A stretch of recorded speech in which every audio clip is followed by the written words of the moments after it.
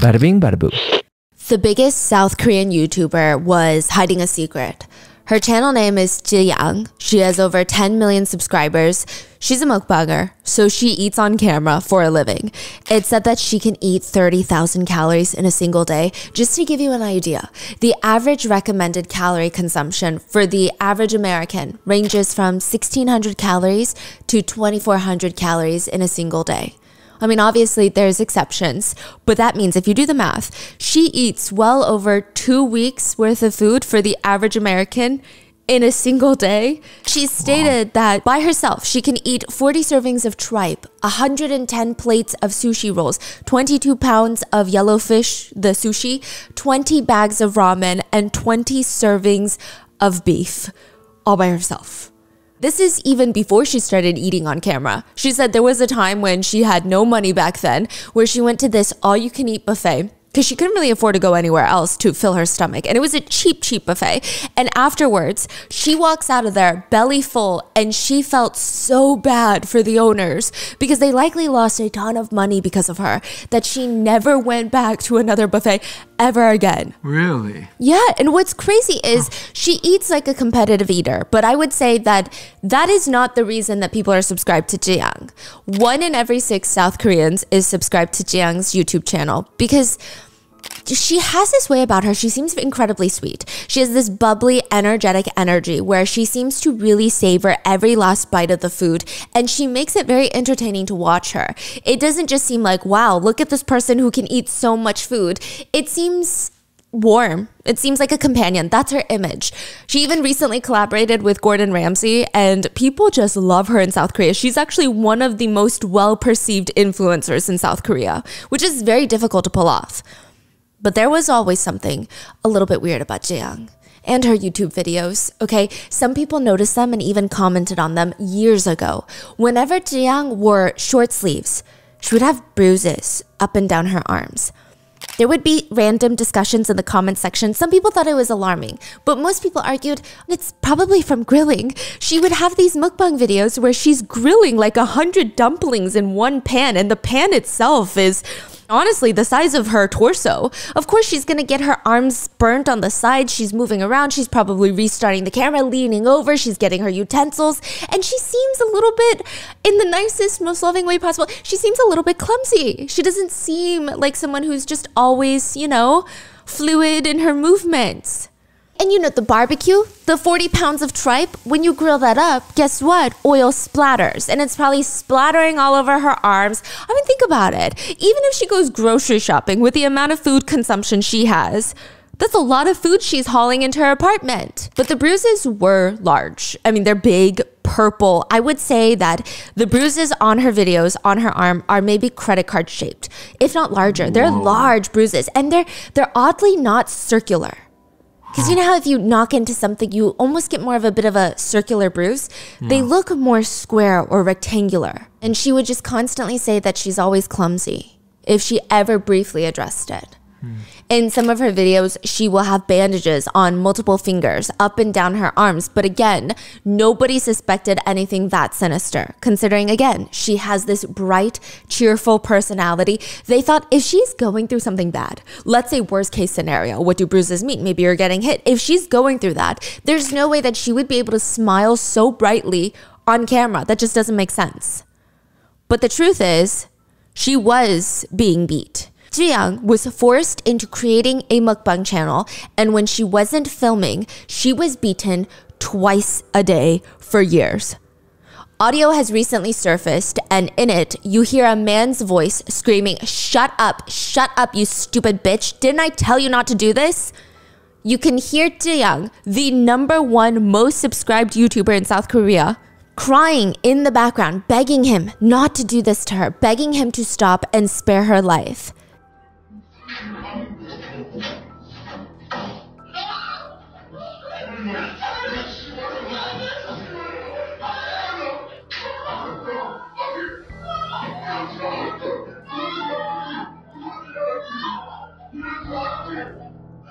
Ji-young was forced to mukbang so someone could profit millions of dollars.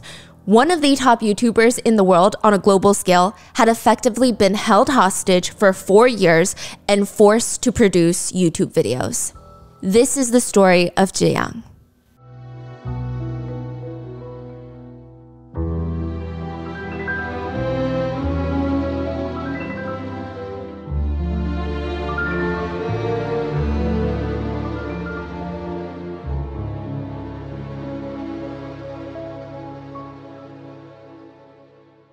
We would like to thank today's sponsors who have made it possible for Rotten Mango to support the world's central kitchen. Just a couple of days ago, July 24th, 2024, they successfully distributed 11,000 meal kits in northern Gaza and have created a network of Palestinian-led community kitchens around Gaza. This episode's partnerships have also made it possible to support Rotten Mango's growing team, and we would also like to thank our listeners for your continued support as we work on our mission to be worthy advocates.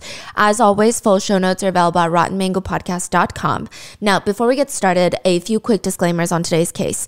It is ongoing. There are constant updates. There's new pieces of information constantly coming out, which two things about that. One, this video will have updates until the publishing date, of course, and we will try to keep you updated in the pinned comment if anything crazy develops.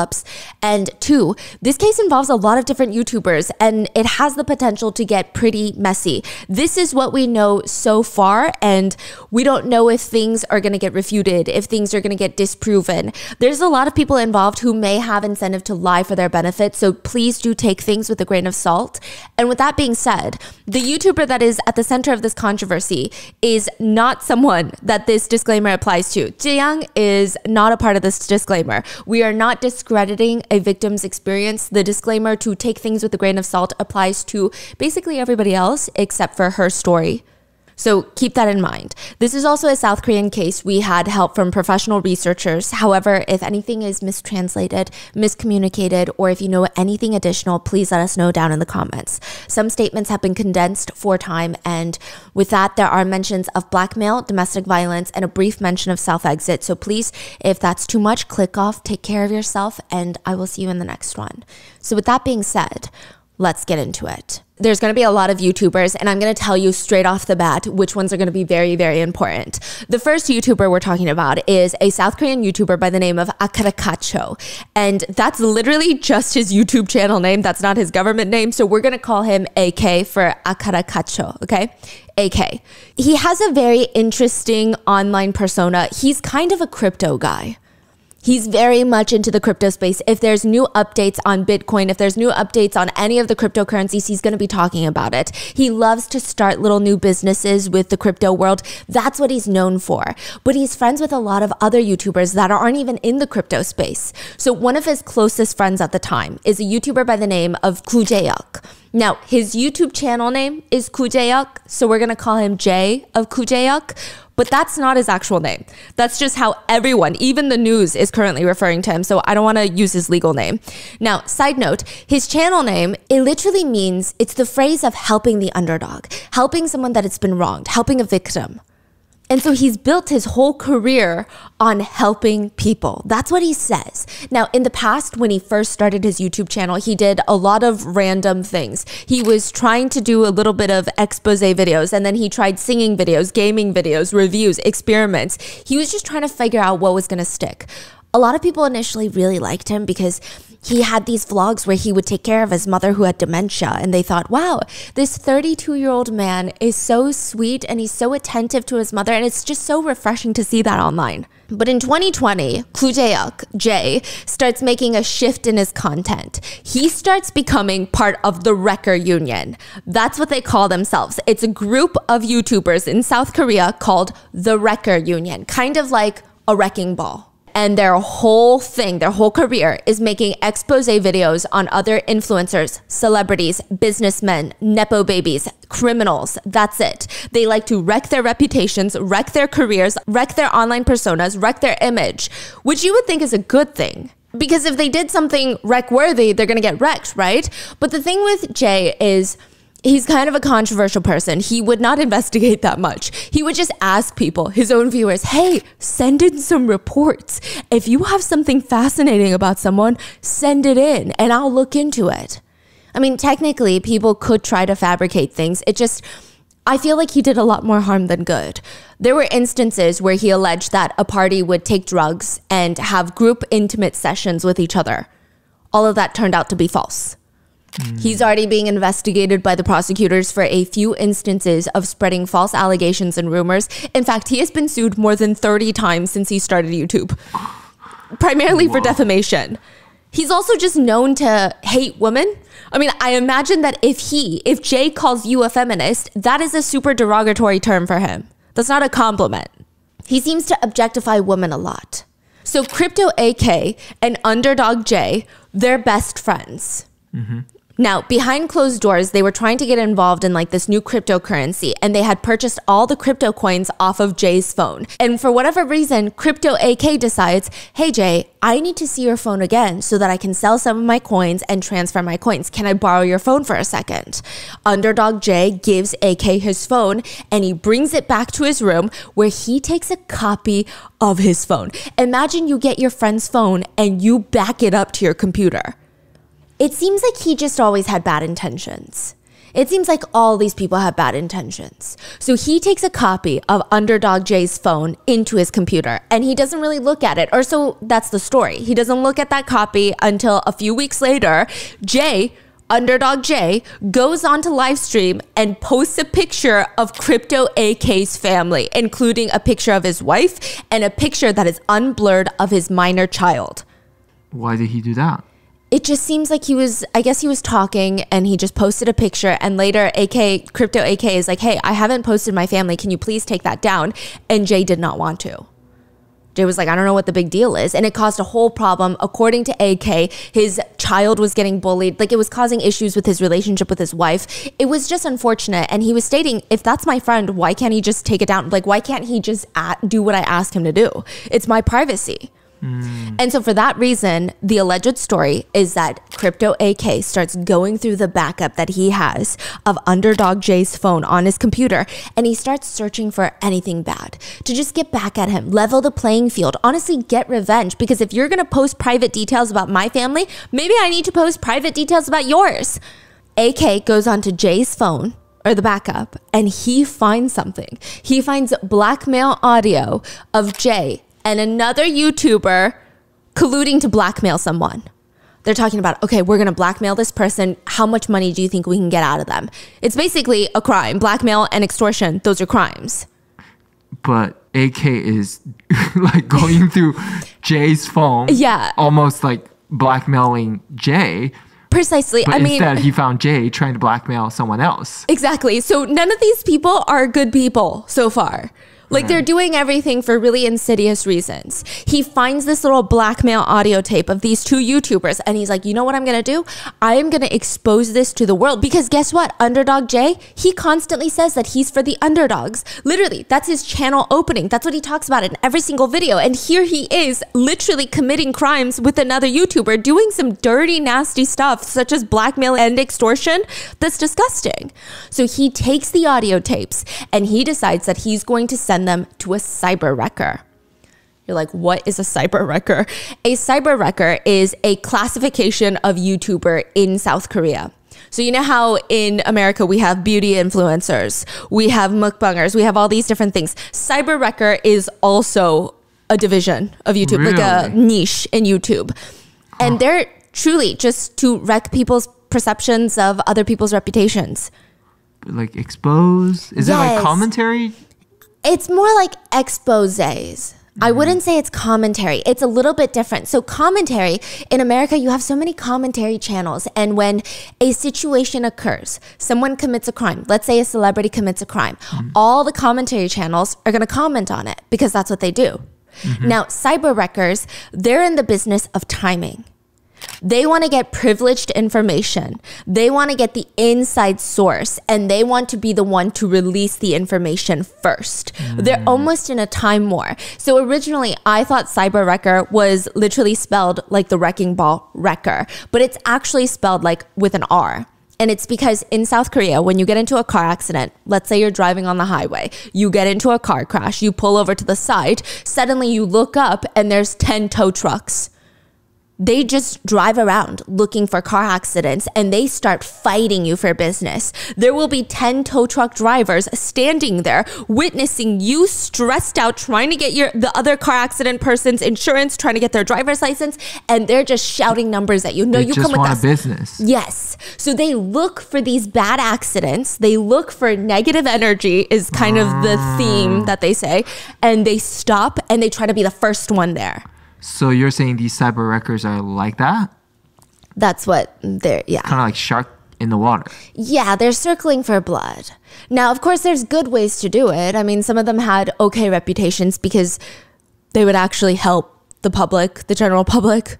But a lot of them don't have good reputations. They're almost seen as like foaming at the mouth to get the inside details. For example, you know the Chodosun case that we did? You guys all know that case. I'm going to link it below. But there were a bunch of cyber wreckers that had shown up to his house after he was released from prison, which this is a criminal who essayed a little 8-year-old girl, and he got out of prison recently in South Korea.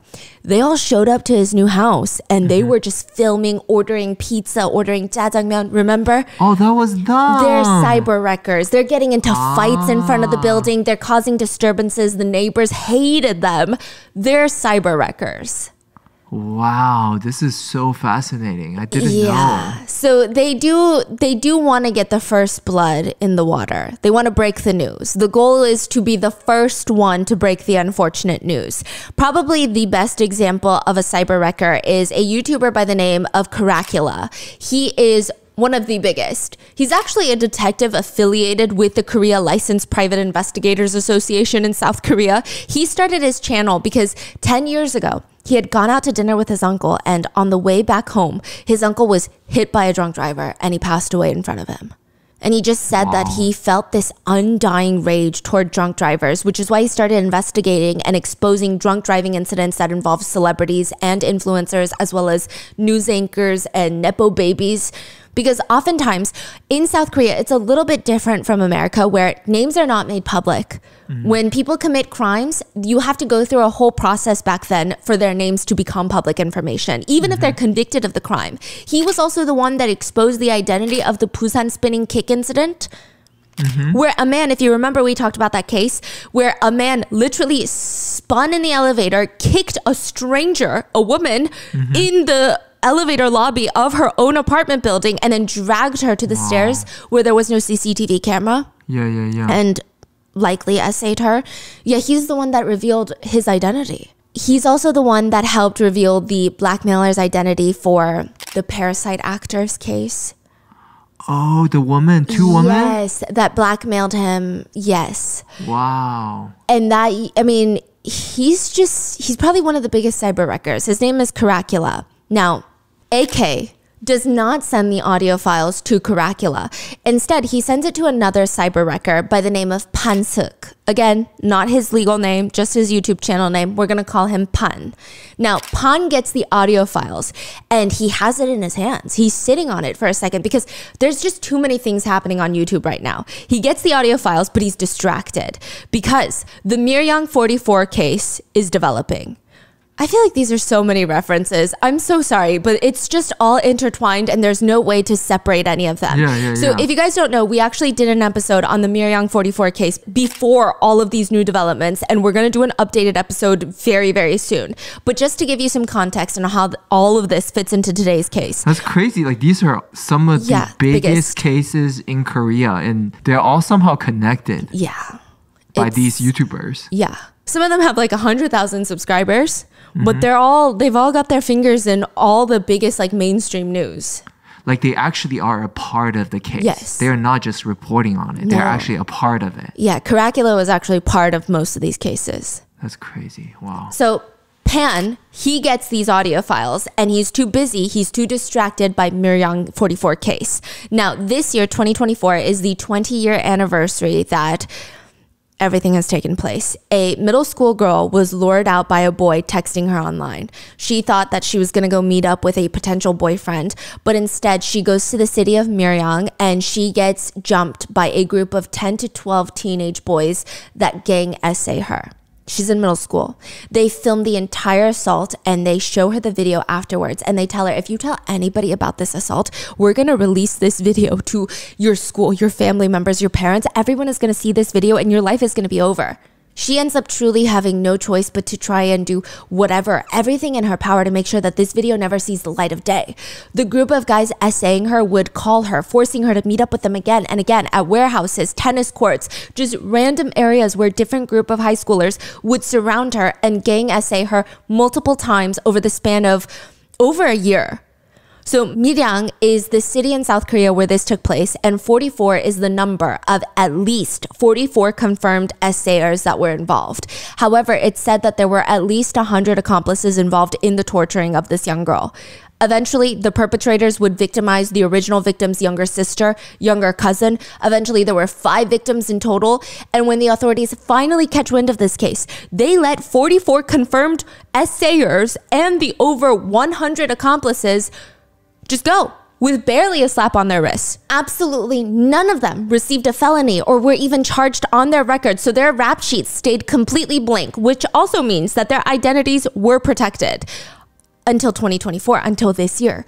A group of YouTubers have been outing each of the perpetrators' identities one by one. I mean, this has been such a big deal in South Korea. Mainstream media news outlets have been talking about it nonstop. Governors, police, they're all getting involved. It's a huge legal situation of, are they even allowed to do this right now? How are they not getting sued? What if they accidentally give the wrong name? Like, there's just been so much discourse about it, which will all get touched on a later episode. But where does Pan get involved in all of this? Well, he's got the blackmail tapes of these 2 YouTubers colluding to blackmail another person, and he listens to all of the audio, and he's sitting there thinking to himself, likely, this is probably the only thing that might be as big as the Miryang updates. The Miryang 44 case, this might be the only thing that's as crazy that might take over mainstream news. He's listening to it, and it involves Jay and another YouTuber by the name of Chujak. We're going to call him Jin, because Chujak, again, is just his channel name, okay? And the word itself means detecting manipulation. It's like staged. They all have these very, like, you know, justice type of name. Yeah, I would say, okay, so Chujak is a little bit different. Jay, he's truly, his whole marketing shtick is, I'm for the underdog. Chujak is a little bit different. It's a little bit lower stakes. So Jin, all of his videos used to consist of him sitting there and just pointing out the stagedness of other YouTubers' videos. He's like, this couple's video is staged, and let me show you why. This YouTuber, this whole thing of him running into a stranger is staged. This YouTuber who is rescuing a puppy, it's staged. So it's a little bit lower stakes than, I guess, you know, crime, but Okay, so to recap, Jay and Jim are blackmailing someone. Yes. And there's a tape of them talking. Yes. AK got the tape and passed it on to Pan. And Pan is sitting there listening to the first tape. Yes. And he's thinking about something. He's thinking, wow, this could honestly be as big as the Miryang case. Like, it's crazy. This could be the next explosive conversation on social media and even mainstream media. I mean, it's huge. Because these 2 YouTubers, Jay and Jin, they're talking about blackmailing only the biggest YouTuber in South Korea to reveal the fact that Jiyoung used to work at a hostess bar before starting her YouTube channel. This is exactly what Pan might need to help pivot the conversation, allegedly. Allegedly, Pan has interest to have everybody stop talking about the Miryang 44 case because he's friends with the perpetrators. What? So he decides. Wait, so he's not just trying to break the news. He doesn't even release the tapes himself. He sends it to another YouTuber. He just wants, allegedly, what everybody thinks is that he just wants the conversation to not be about Miryang 44. He wants there to be a new news. That is crazy. And he is a YouTuber that talks about what usually? He's a cyber wrecker. He's a cyber wrecker. He's a cyber wrecker. He that actually exposes people. Yeah, there's so much. It gets a little bit crazier, and we're going to talk about it in the Mirang 44 update episode. But he also does get involved in the Mirang case, and he almost gets canceled for it. So that's why there might be incentive for him to try and stop the conversation around Mirang 44. Wow. There's evidence, alleged evidence, that he is friends with many of the perpetrators. Wow. So he's trying to pivot the whole conversation away from it. He's trying to protect his friends. Yes, and himself. And this might be the only thing that could stop it. So he decides, I'm not going to release it because he's already in a ton of shit for the Mirang 44 case and allegedly being friends with perpetrators. So he sends these blackmail audio tapes to another YouTuber. And he's like, hey, you release it. Because to him, it's not about getting views or attention to his channel. It's about pivoting the conversation away from Mirang 44 into something crazier or bigger or more interesting. That's his incentive, allegedly. So he sends it to a YouTuber by the name of Kim Se-hee. We're going to call him Kim. Now, it is important to note, just like AK and just like Pan, Kim is not really a good person. So AK, who originally finds the blackmail audio tapes, he knows that this is going to hurt Jiyoung when he listens to it, clearly.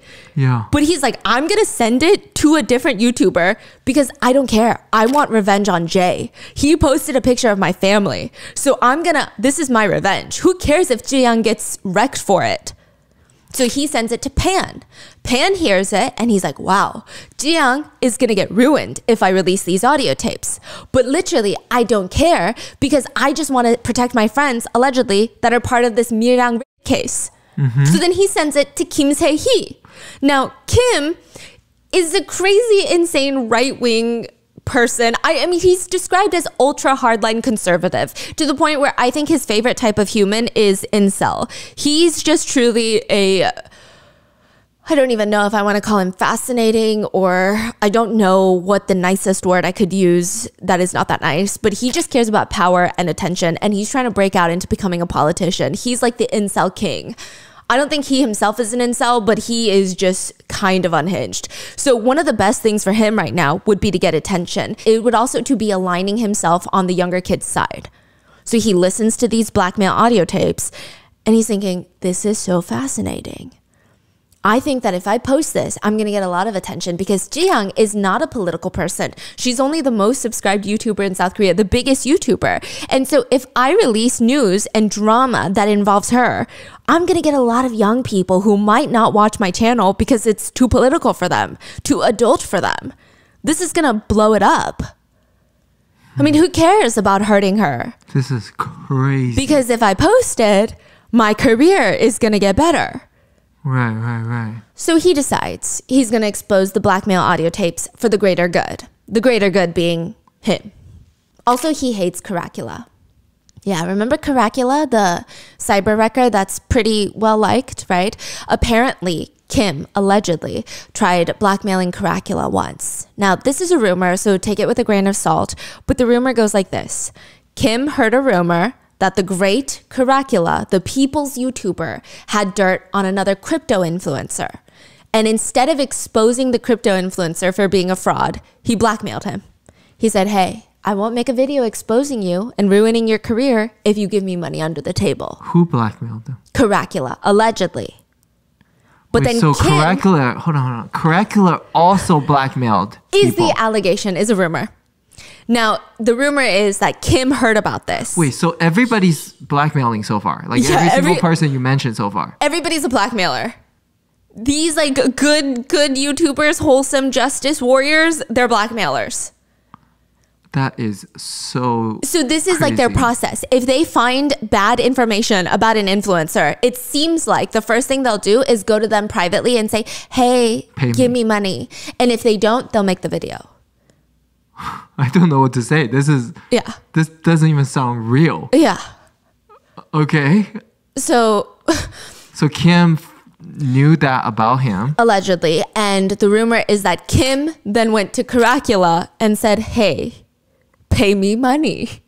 Because I know you asked for money from the crypto influencer. The chain of blackmailing. He blackmailed the blackmailer, allegedly. I don't know if it happened. I don't know if it worked. But if it did, this seems like a happy coincidence that Kim Se-hee can potentially take down a bunch of YouTubers in one swoop and get a bunch of attention to his channel. Why is this related to Caracula? Because even Caracula is part of the blackmail tapes. What do you mean? I thought it was just two people, Jay and Jin. There's multiple audio tapes and Caracula is in one of them. Like all these justice warriors are going down. I'm about to tell you. July 10th of this year, like literally this month, the blackmail audio is released by Kim Se-hee on his YouTube channel. Now, the video states essentially that there are YouTubers famous for exposing criminals, but guess what, guys? They themselves are criminals. Take a look. He releases the first audio tape, which is a phone call between Jay and Jin, the original two YouTubers. Jay answers the phone while recording the call, which is why we have the tapes. And he says, hey, Jin. Hey, is the meeting over, Jay? Yeah, the meeting's finished. Oh, okay. So I was just calling to talk about the thing that I mentioned earlier about Jiyoung. Have I mentioned this before to you at all? No, you haven't. I heard about it like 3 years ago and I've been keeping it to myself, but I think it's true though, right? Like what they're saying about Jiyoung. Oh, it's not even comparable to what you think. Wait, what? Why is that? Because, listen, Jin, if this news comes out about Jiyoung, she's gonna have no choice but to retire. What? Oh, isn't this her about being from Redacted? So filling in the blanks, it seems like they're asking, is this about her working at that hostess bar? And they state the hostess bar. Okay. To which Jay responds, it's not even just about her working at that hostess bar. She worked at Redacted and Redacted. Yeah, that's right. On top of that, there are rumors that Jiyoung was a school bully. 이거 아니 그거잖아요. 지향이 그거 출신을 말 아니에요? 출신만 있는 게 아니에요.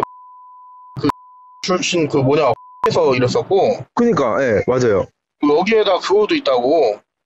그 학폭 가해자. They briefly mentioned that the former CEO of Jiyoung's agency and management agency is also in a bit of a scandal. Apparently, the former CEO of Jiyoung's agency is being sued for SA and for domestic violence. They also state that the two of them have some weird history. Basically, Jiyoung's management agency CEO was the manager at the hostess bar that she allegedly worked at before becoming a YouTuber. So they moved to YouTube together, like to the industry together. It's just confusing so far. Now, Jin is asking Jay because it seems like Jin is asking Jay for advice. Like the conversation, it seems like Jay is the one with more power. Jay, okay. Now, Jin asks, but isn't it better just to cover it up for Jiyoung and get some money out of her? I mean, to be honest, realistically, isn't it better to resolve this amicably with the current agency that she's working with? And, you know, rather than exposing it for whatever benefit that we might get out of it, out of a video, it can get very messy, no? Do you think that they're going to resolve it nicely, Jin? I mean, me personally, I don't trust Jiyoung. I mean, they'll probably give us a good cut since Jiyoung is making good money, right? Yeah, but I can't trust Jiyoung. I'm afraid I'm gonna eat the money and get drunk. That's how he says it, but I guess a better translation would be, I'm afraid of getting burned after taking the money. But the verbiage that he uses in Korean is really aggressive, almost like a kind of a gangster verbiage, but he's talking very professionally. It's like, I eat the money and I get 취해서 drunk. It's just a very gross... Okay, so Jin is saying, should we just get some money out of this he's talking to Jay as if it's a win-win situation. Jiyoung gets to keep her career and we make some money. Come on, like why wouldn't anybody want this? Why wouldn't Jiyoung want this? Like everybody comes out on top. And Jay is saying, I don't trust her. I don't trust her. I'm scared that I'm going to take the money and some shit's going to go down, basically. And Jin is like, but we know what we know, and it's huge, right? I mean, can she even refuse the blackmail request? So isn't it better to just take a few thousand, 10,000, 20,000, just clean? $10,000, $20,000? At least. He's saying maybe even like 100K. Whoa. And just take it very cleanly. That's crazy. But why do you say that you can't trust Jiyoung? I'm afraid she's going to backstab me later. See, that is a problem, actually. I guess that is an issue. Honestly, Jin, I'm pretty good at this. I've done this before. I'm really good. To be honest, that's how I bought my car and stuff. Wait, who's saying this? Jay Underdog Jay is saying that's how I bought my new Genesis GV50 or something, GV80. By blackmailing others. Yes. Wow. 저는 이거 잘해요. 저 이거 솔직히 얘기해서 잘하는데 이런 거 잘하고 뭐 그래서 뭐 GV80도 사고 그런 건데 그게 약간 이런 거 할 때 저도 감이라는 게 있잖아요. 2년. And he says, when I do this kind of thing, I can just feel it. You know, this person, that person, whether they're going to give money or not, how much they can give, I can kind of sense it. You feel that Jiang is going to give the money cleanly or she's going to backstab you later and you feel like she's going to backstab you later? I mean, I'd have to meet with her in the agency in person to really know. To be honest, I don't think so. They seem like people that are crazy about money. If they can't make money anymore, that's going to be very bad. I think they're going to try to prevent the exposure of this news by any means necessary. And, you know, I got a lot of expenses coming up these days too, so it might be the time. He's like, I have some bills to pay. Yeah. And the two of them continue to talk about how Jiang got caught for tax evasion. To which Jin continues, I mean, Jiang just seems shady, no matter how you look at it, but her image online seems to be so well crafted for people. So I'm thinking, I was trying to make contact, right? But if you expose Jiang, if you make a video on Jiang, my negotiating power with Jiang's side decreases. So I just wanted to discuss it. He's like, hey, this is what he's saying. Hey, before I blackmail Jiang, can you let me know if you're going to make a video? Because if you expose the news, then I can't really blackmail her for it. It's now public information. Crazy. Underdog Jay is saying, I don't know. First, I need to meet with them in person to know if they're safe or dangerous people. And he says, but I'm going to make a video in advance. Wait, really? What do you mean? 한번 일단 저는 영상을 미리 만들어 놓을 거예요. 왜냐면은 진짜로? 아니 왜냐면 이들이 내가 이거 영화를 봤잖아. 뭐라고? 이걸 뭐라고? 내가 취재 요청을 하잖아요. 네네네. 그러면은 지들이 먼저 상수 쳐가지고 자백하면서 해명하고 막 감성팔이하고 이지를 하더라고요. Now, Jay goes on to say that he's going to make a video and unlist it onto YouTube. So what that means is he's going to film a YouTube video, like from start to finish. Hi, my name is Jay, the YouTuber. Welcome to my YouTube channel. I'm exposing Jiang today. He's going to edit it, post it onto YouTube. And in the video settings of YouTube, you can make it unlisted. Now, unlisted means if I send you the link, you can watch the video. But it's not going to show up on anybody's subscription tab. It's not going to show up on the homepage of anybody's YouTube or on the mobile app. Invite-only video. Yes, invite only through the link. So he says he's going to make an unlisted video because he says, I've experienced this before, okay? If I request an interview with a YouTuber or with an influencer or a celebrity, you know, then they're going to make the first move, confessing and explaining while playing on emotions and crying and trying to be the victim and spin the story their way first and all of that freaking crap. So he's saying he's going to have a video locked and ready. So if they don't cooperate, he will release it right away? No, he's saying if I reach out to Jiang and her agency, she might be like, oh no, he knows. I got to make a video first. But if he send a video to them directly, say, watch what I have. Yeah. And if they don't respond, then he can make it public instantly. He doesn't have to, because the amount of time for him to press a few buttons to make it public versus they have to come up with their side of the story, sit down, film a YouTube video, edit it, and then post it online. The time difference is different. I can't believe this. Yeah. And Jin is confused. Is Jiang really that type? I mean, I don't think that Jiang is going to be able to resolve this information with just emotional appeal to her viewers and explanations. But Jen, did you know this? Jiang is paying two girls she used to work with at the Hostess bar $4,300 each, totaling over $8,000 a month. Hush money. They work at the Hostess bars. When you say Hostess bar, is it... So they say room salon. I opted to say Hostess bar because room salon in South Korea is very much implied that it's a bar that involves sex work. Which is ita, which they call like second level. And hostess bar is kind of, you know, the bars where they spend time with the clients, but it's not guaranteed that there is after activities. she worked at a room salon. She stated that she never engaged in sex work. But they keep referring to it as a room salon, which the heavy implication is that it's almost guaranteed sex work. So I'm saying hostess bar. She did not engage in sex work, but she did work at a bar where it does involve kind of entertaining customers and pouring their drinks and spending time with them. Versus just like a bartender, here, I mixed you a drink. Okay, next. I see. Yes. And Jin is so confused. Oh my God, really? She's paying these girls hush money? Amazing. Wow. Okay, but look, so Jiyoung's company is doing this because she's still making a lot of money and it's more profitable for them to pay hush money, right? And Jay says, for example, let me tell you what I'm scared of, right? If this breaks out, they're screwed, okay?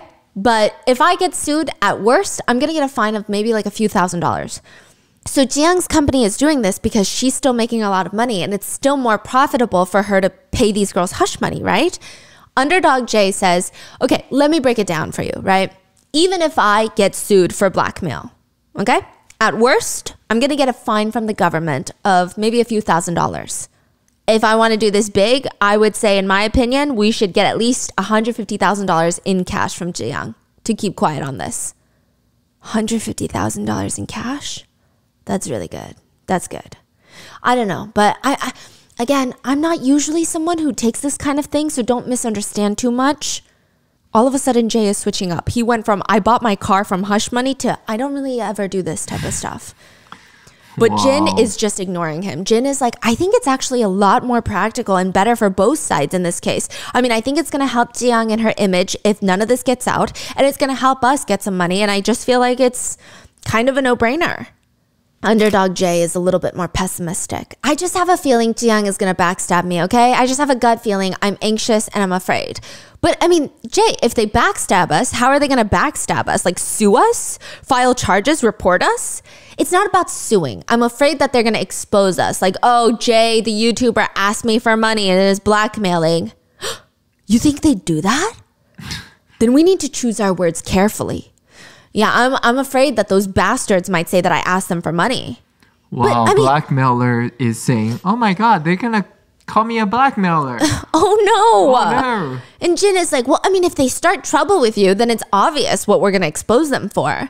See, that's what I'm anxious about, Jin. That's what I'm anxious about, because once this gets a little bit of exposure, people are going to be like, oh my God, I bet Jay asks other people for money. Hasn't he done this before? I bet he's done this before. And then this kind of conversation continues. I mean, truly, I've never taken money to attack someone or turn a blind eye on something. I mean, I have received money before from people, but I gave all that money to the victims. So I'm going to make a video first, and then maybe I'll give Jiyoung and her agency a call. Yeah, that's the plan. So regardless of his gut feelings, I guess he's going to go through with it, and he's going to call Jiyoung and try to blackmail her. And Jin is like, okay, sounds good. So after this phone conversation, the implication is that Jin is just following Jay's lead. Jay's going to do all the work for the both of them, and Jin is going to get a cut of that blackmail money. Yeah. Now, in the next phone call, Jay informs Jin that he talks to Jiyoung. He's like, I talked to her agency. I didn't talk to her directly, but I talked to her agency, and I wasn't able to get $150,000. I was able to get $7,000. And Jin is like, 7? Wait, that means they did successfully blackmail them. Yes. That's prison, jail. Yeah. That's. And he said, I got 7, and I can give you $2,000 because you have blackmail of her working at a hostess bar. I've got crazier blackmail on her that I'm not even going to tell you. Yeah, it's crazy. So I'm going to take 5. You're going to take like $2,200. And Jin is like, I mean, I'm just so surprised it's so low. But Jay is explaining to him, I mean, I wanted to get more, but if I do, Jiyoung's probably going to get beat up. Beat up? Yeah, this is the part where people are like, what does that even mean, right? What do you mean? And he goes on to say, also, I heard her story, and she was like, they were just giving me her backstory, and it's kind of sad. I kind of felt bad for her. Again, what does that mean? And so all I did was ask for like $7,000, and I'll give you about $2,200. Jin just goes along with it, and he takes the money. And the truth is, Jay actually received a lot more than that. He received tens of thousands of dollars more than that. He took like $40,000 from Jiyoung. And he only gave Jin 2. These people are crazy. Yeah. Like the shadiest of the shadiest people. Oh, yeah. It's really bad. like they're constantly trying to one up every single person around them. Yeah. And trying to freaking scam, blackmail, extort, like just do everything. Like, I don't think that they understand what a normal relationship with anybody is. It seems like they're literally vultures. Wow. Yeah. Unbelievable. 그렇죠? 그래서 제가 일단 말씀드릴 게 일단 저는 그래서 이거로 550일 받았고 그 이후에 그 일단 저도 영상 업로드 한 걸 좀 안 했으니까 550일 받았어요. 네네. 총 1100을 받은 거죠. 1100이요? 아, 네. 두 번 받았어요? 아, 이게 아니라 하나는 이제 그 이런 식으로 유튜버들 오면 제가 연락해주는 대가. 네. 어떻게 보면 이제 리스크 매니지먼트 관리 차원에서 받은 거고. 네네. 지금 찌양 컨텐츠를 2번이나 중간에 내려버렸잖아요. 네네. 이제 뭐 그 나머지 550 같은 경우에는 이제 그 영상 콘텐츠에 대한 이제 수익 보전 차원에서 해드린 거고. 네네. 이렇게 해서 총 1100을 받았고. The next audio clip is of Caracula, the pretty well-liked cyber wrecker that helped with the Busan Roundhouse kick case, that helped with the Parasite actor case. Yeah. And Jay, Underdog Jay. The two of them are talking. And he's warning Jay. He's telling Jay, if I were you, I wouldn't go against Jiang. I mean, just think about how valuable she is to YouTube as a platform. I mean, you're not really just going up against Jiang. You might be going up against YouTube at that point. Like, that's a little bit... I mean, he's saying from a YouTube standpoint, Jiang is a giant that gives birth to golden eggs. It's better not to mess with it. He's telling him, like, not to blackmail Jiang? Yeah, Jay is like, I'm about to blackmail Jiang. And Caracula, instead of being like, whoa, why would you commit a crime? I'm going to expose you for committing a crime. He's saying... I wouldn't do that. I just think she's not the person to do that to. She's way too big on YouTube. All it takes is probably one call from her to her YouTube manager and your channel is demonetized. These people's logics are crazy. Yeah, so he basically tells Jay, I would weigh out the options, you know, future monetization on all your videos, or whatever number you're asking Jiang for, it's got to make sense. Like, you're risking your whole YouTube career. This number better be good then. Yeah. I have no words. Yeah. Wow. All for what? All because Jiang used to work at a hostess bar? Is that really what they're blackmailing her for? Or is there something else?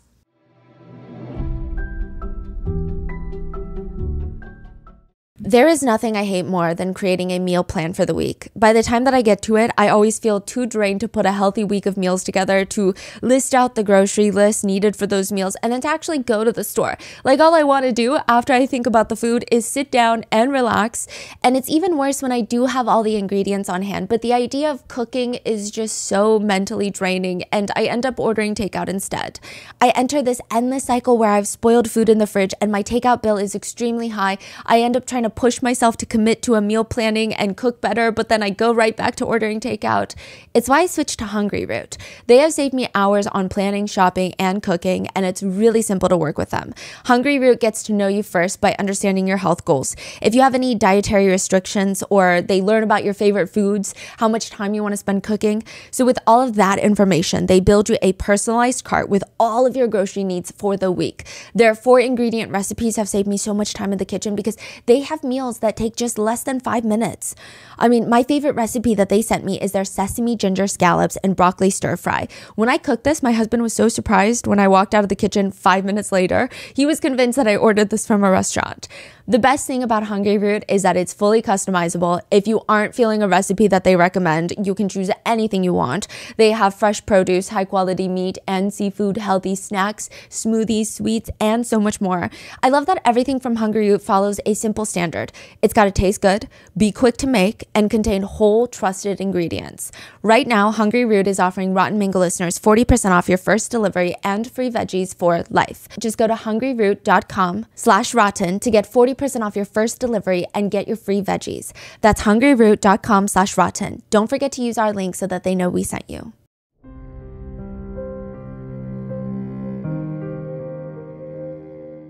I swear there are way too many streaming services nowadays. If I'm itching to watch a specific show or a documentary, there's like an 80% chance now that it's on a streaming service that I don't have.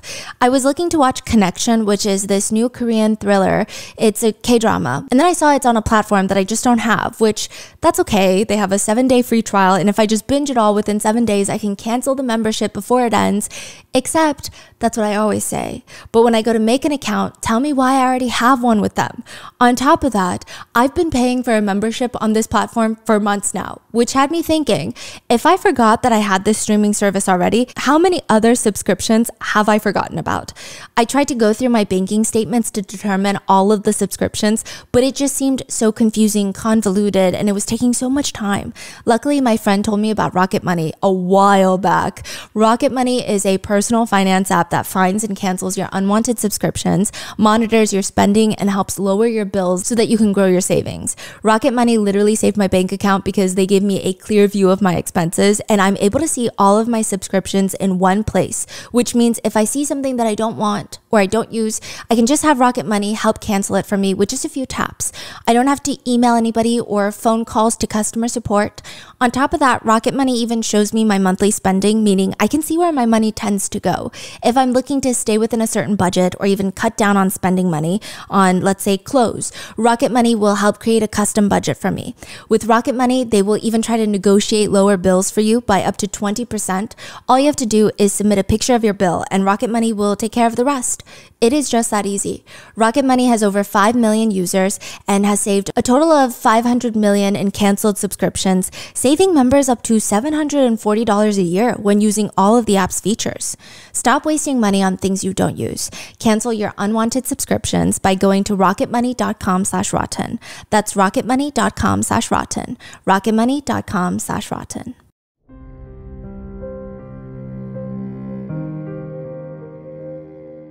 Back in 2020, there was a huge YouTube scandal. So there's so many scandals involved, okay? In 2020, there was a huge YouTuber incident in South Korea, and it was the biggest topic at the time, under-the-table ads. Now, it was revealed that a lot of the top YouTubers in Korea were not disclosing their paid partnerships. They were getting paid in cash in higher sums to just pretend like they naturally like something instead of stating outright, hey, I do in fact like this product, but just to let you know, I am getting paid. So like, you know, that could obviously sway the way that I say things, but keep that in mind, okay? Instead, these top YouTubers would act like they themselves chose to spontaneously talk about this one product that they are just so head over heels for, just over the moon for, and these brands have no idea. They have no involvement in any of the things that they're saying, and then they would get a bunch of cash under the table for it. Wow. Another huge mukbanger, Eat with Bokki, was involved in that scandal. And this YouTuber named Cham PD went out on a live stream, and he was just so fed up with all of this. He was talking about how truly, being in this industry, he's seen so much of every single YouTuber of every single size. You could be talking 1,000 followers, 100,000 followers, 1 million followers, 10 million followers, and they're all taking under the table ads. Cham PD was very open about the conversation as he felt that it was very unfair to viewers. He said that they were being deceived by the people that they watch. Is he another expose channel? No, he's like a food reviewer.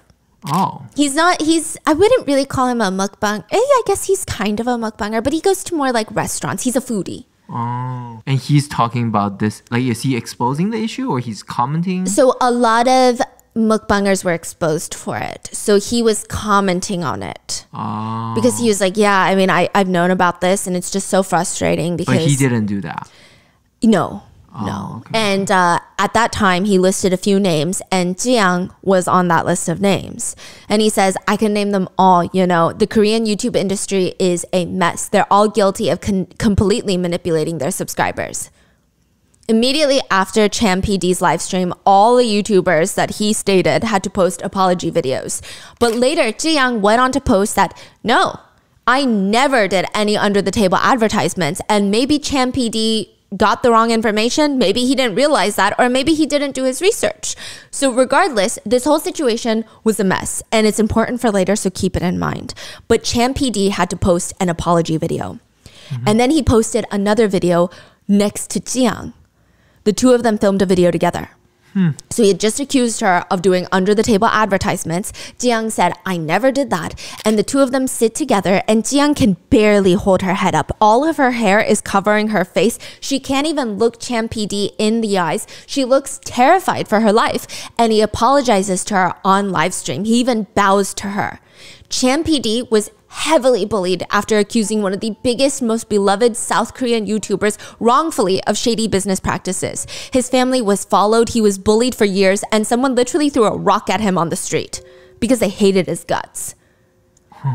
So now people are listening to this blackmail audio and they're thinking, okay, so she worked at a hostess bar. Is there more? Like, what else is going on? Is this the bigger scandal that they're referring to, that everything's getting redacted? Is she doing under the table ads still? Is this the scandal that she has to retire from? Like, what's going on? What is Underdog J keep alluding to? Because remember, Underdog J wouldn't tell Jin what he has on Jiyoung, but he kept saying it's big, it's big, it's big. There's more than that. Yeah. More story. He's like, oh, it's more than the room salon. Like, if I tell everyone what I know about Jiyoung, her career is over. Okay. So people are like, does it have anything to do with the 2020 ad scandal? Like, what's going on? A few hours after Kim posts the blackmail videos on YouTube, Jiyoung goes on live. She titles the live stream, I Will Tell You Everything. Right off the bat in the video, you can tell that she's not the happy, bubbly self that she normally is, which is fine considering it's a very tough topic. I mean, she's accused of a bunch of things, but you know, obviously there's something more in her demeanor. She seems really anxious and nervous. She keeps rubbing her palms together in almost like a self-soothing manner. Like every sentence, she'll just kind of rub her hands together as if she's trying to comfort herself, and she's trying very hard not to cry. You can tell that she's clearly taking this incredibly seriously, and she's trying to be as transparent as possible.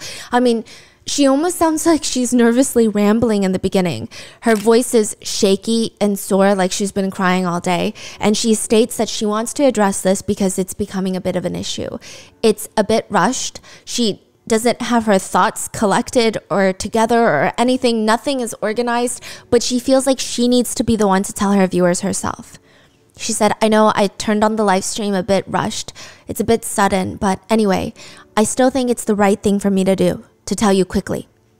She said that she doesn't have a script. She's just going to be talking from her emotions, and she has a few things she wrote down so she doesn't forget to share it. I don't even know how much I should share or where to start, but I have this thought. I think it's right for me to tell you how it all started and how it all ended. I think that would be the right way for me to handle it.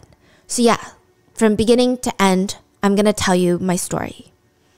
And she starts talking not about tax evasion, not about under-the-table advertisements. She starts talking about a previous relationship that she had been in. She's taking a year off of university and she met this guy. At first, it was really nice. The relationship spiraled pretty quickly. He was treating her very well. They just kind of clicked. But soon after, he got very violent. And when she's talking about this part, you can tell it's still very fresh. Like the trauma is very strong. She keeps choking up and she has to stop multiple times to collect herself. And she keeps apologizing like, I'm sorry, I'm going to try and be clearer with my words. She starts talking about the abuse. She says it was like hell on earth for her. And she says she took a leave of absence from university. She was trying to make money and she meets this guy, Lee Dong-hyun. And very quickly he gets violent and she immediately decides the minute he gets violent, the first time, I'm going to leave. I'm not going to stay with someone like this. I'm not going to put up with this. But when she tries breaking up with him, he laughs and shows her his phone where he has a video of her, an intimate video that she did not know he filmed. And he basically told her, you break up with me and I'm going to spread this everywhere because you're not going to break up with me. So from there, he felt like he held all of the power. She said that after that attempted breakup, I got hit a lot.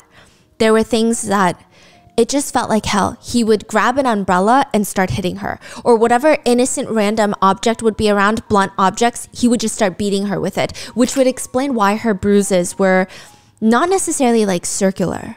Because if you were to shield yourself with your arm and someone whacks you with an umbrella, it could be a little bit more straight and a bit of a bigger blotch. Wait, so this is when she was already big on YouTube? No, she is in this relationship before YouTube. And it continues for years during her YouTube career. So very quickly, she said that he dragged her to his place of work, which was like a hostess bar. And he was a manager, and he said, you're going to be one of the girls here. You're going to be pouring drinks, and you're going to be flirting with male customers. Now, Jiang said there was no sex work involved, or at least she didn't participate in sex work. And she said at the time, while being beaten, he just forced me. He told me, you need to sit and pour drinks for customers. Just be the conversation partner. So at the time, I did the job of sitting and pouring drinks. And I couldn't tell my friends about being threatened. So I didn't even tell them when I was doing this job. And some people found out. I told them it's because I wanted to. It was just really for a short amount of time, not that long at all, that I worked at that bar. He took all the money that I earned and kept dragging me around every day. And I told my ex-boyfriend I was really sorry, but I couldn't do it anymore, that I wanted to stop. But again, he used violence and threatened to tell my family everything, so I couldn't resist.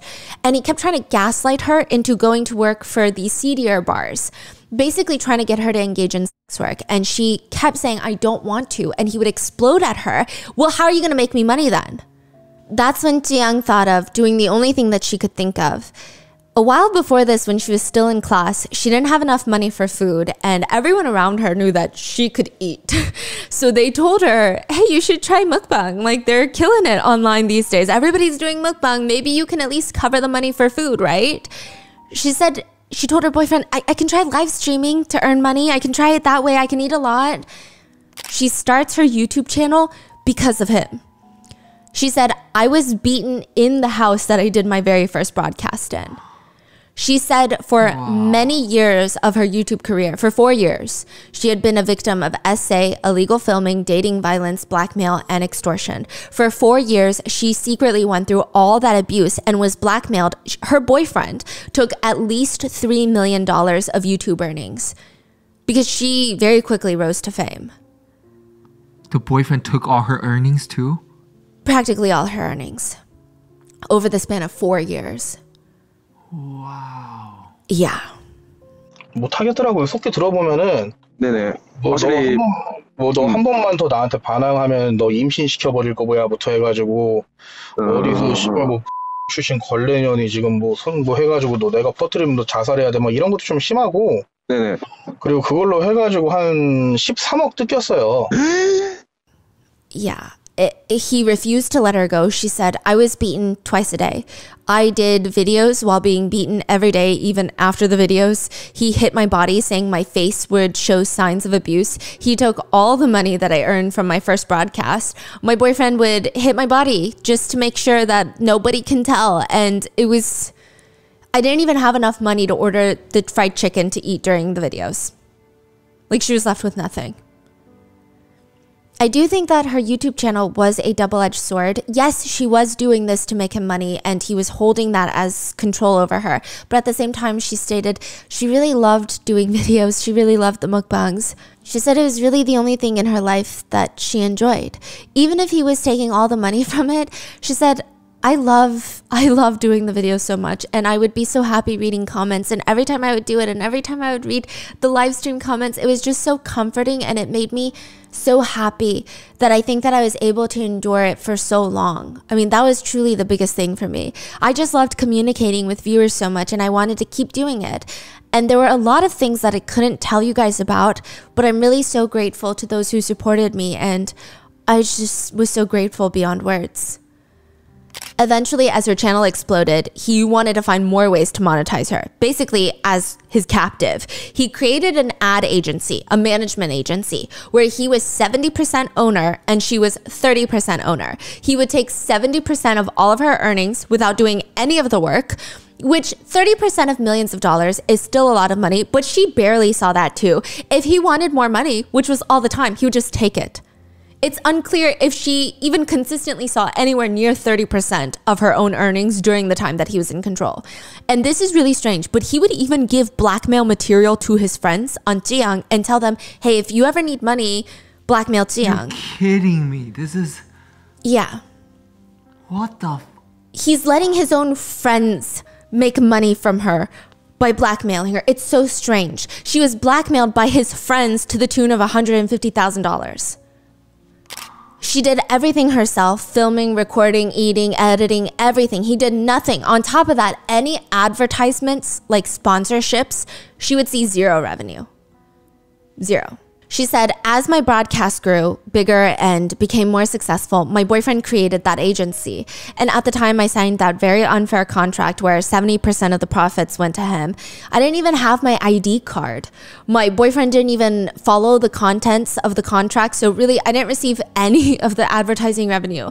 The reason that I didn't think of resisting at the time was I was so ashamed that if anything negative about me was revealed, I just wanted to not be mentioned anywhere anymore. I was just really young and naive at the time. So it's fascinating because you would think that originally, once she starts getting a little bit of recognition on YouTube, she would feel a little bit more free. But it was actually a bit more daunting because the idea of something negative being released, now there's more people talking about it. It becomes a conversation, and the pressure of that, I don't even know on her scale. Her scale is insane. But even on a smaller scale, it's a lot. It's like millions of people already know you, and that's millions of people will judge you rather than like or be disappointed in you, or feel like you harmed them, or feel betrayed by you for whatever reason. It's just so much pressure that she starts feeling, like this pressure to be the person that her audience wants her to be. When behind closed doors, so much is happening that nobody knows about. The channel did grow to the size where they did need to hire full-time staff, which is very reasonable in South Korea. Even smaller YouTubers have like a full team in Korea. It's a very common thing. Jiyoung hires a production team, and her ex has no fear, no shame in beating her in front of them. He would just beat her. If they tried to protect her or break up this one-sided violent fight, he would start smashing cameras and monitors in the set, like in the room. How is nobody like reported? Because again, Jiyoung didn't want them to. I see. She would beg him, and she said, and because these things were happening, I really couldn't endure it anymore. So recently, I begged my boyfriend to leave, saying I would give him all the money that I had, all the assets. But the answer I always got back was, it's not enough. That's what he always said. For 4 years, he always said things like, you know, you're broadcasting because of me, right? All your money is mine, and everything you earn in the future is mine too. Eventually, he starts threatening to kill staff members to have more control over her. I'm assuming by this point, so originally, maybe the first few years of her YouTube channel, she's feeling that pressure, and it actually becomes more of a chain to him that she doesn't want to disappoint her viewers. But I think at the end of the 4 years, whether it's her being emotionally fed up, physically fed up, or perhaps her YouTube channel has grown to the size where maybe it's giving her strength, like maybe her viewers are giving her the confidence that she needs. It feels like he senses he's losing his grip on her. I mean, sure, he has blackmail, but she's kind of becoming a bit of a wild card. She's the name, she's the face of the brand. She could run away and try to expose him for the truth, or she could be so fed up that she's ready to burn the house down with both of them in it. She could be at the stage where she's like, who cares if we lose it all? Let's lose it all together. He seems nervous, and he starts threatening to kill her family, her friends, and even her staff members if she doesn't do as what he says. She tries to pay him off to get him to leave her alone, and he refuses. She said that is where she drew the line, because at this point, for the past few years, she had desensitized herself to the threats. Even the physical violence, she was so desensitized. She was so detached from it. But her employees were like her family. She did not want anything to happen to them, and they were the reason that she felt like she could fight him. She said they couldn't stand watching us, that we should file a lawsuit together, that I could quit broadcasting. Even if they lose their jobs, they didn't care. And I told them, no, it's too painful for me to fight right now, and I don't want to do any of this. I begged the employees, don't do anything, okay? It's okay. It's going to be okay. But they cared for me so much. They didn't even talk about things around me to avoid hurting me, and they were so careful with their words, and they always did everything for me. They were like family, and I didn't want to quit because of them. Honestly, even though those days were like hell, I was still so happy with the employees who loved me and stayed with me. And I loved the love that I received. I loved it so much when viewers liked me, to the point where I wondered if it was okay for me to even receive this kind of love while I was hiding everything behind the scenes. But now there's nothing that I'm hiding anymore. Yeah, everything's out in the open. This is her live stream. I'm going to try and endure as much as I can for as long as I can. I don't want to ever bring harm to the employees who treated me like family or their families by hiding, and quitting my broadcast is not going to solve anything. So no matter how much I'm cursed at or I'm hated on after all of this, I am going to endure it for as long as I can. Jiyoung's lawyer was on the live stream with her, and she stated that they have a mountain of evidence against the ex-boyfriend. She said Jiyoung's suffering was immense and the evidence is extensive. There are over 3,800 files containing details of her victimization. And as a criminal defense attorney handling many cases, this one was shockingly severe. She also briefly mentions how when she first started taking on Jiyoung's case, Jiyoung was too scared to do anything, to even talk to her. She had to talk to Jiyoung's staff. Wait, so Jiyoung has decided to go after the ex-boyfriend? Is that why the lawyer is saying that? Yes. Okay. Now, Jiyoung says, so only recently was I able to become independent like this, and I don't want to be known in this way. Even if I'm a victim, I still did bad things, right? So she's saying she still technically participated in under-the-table ads because her boyfriend forced her to do it.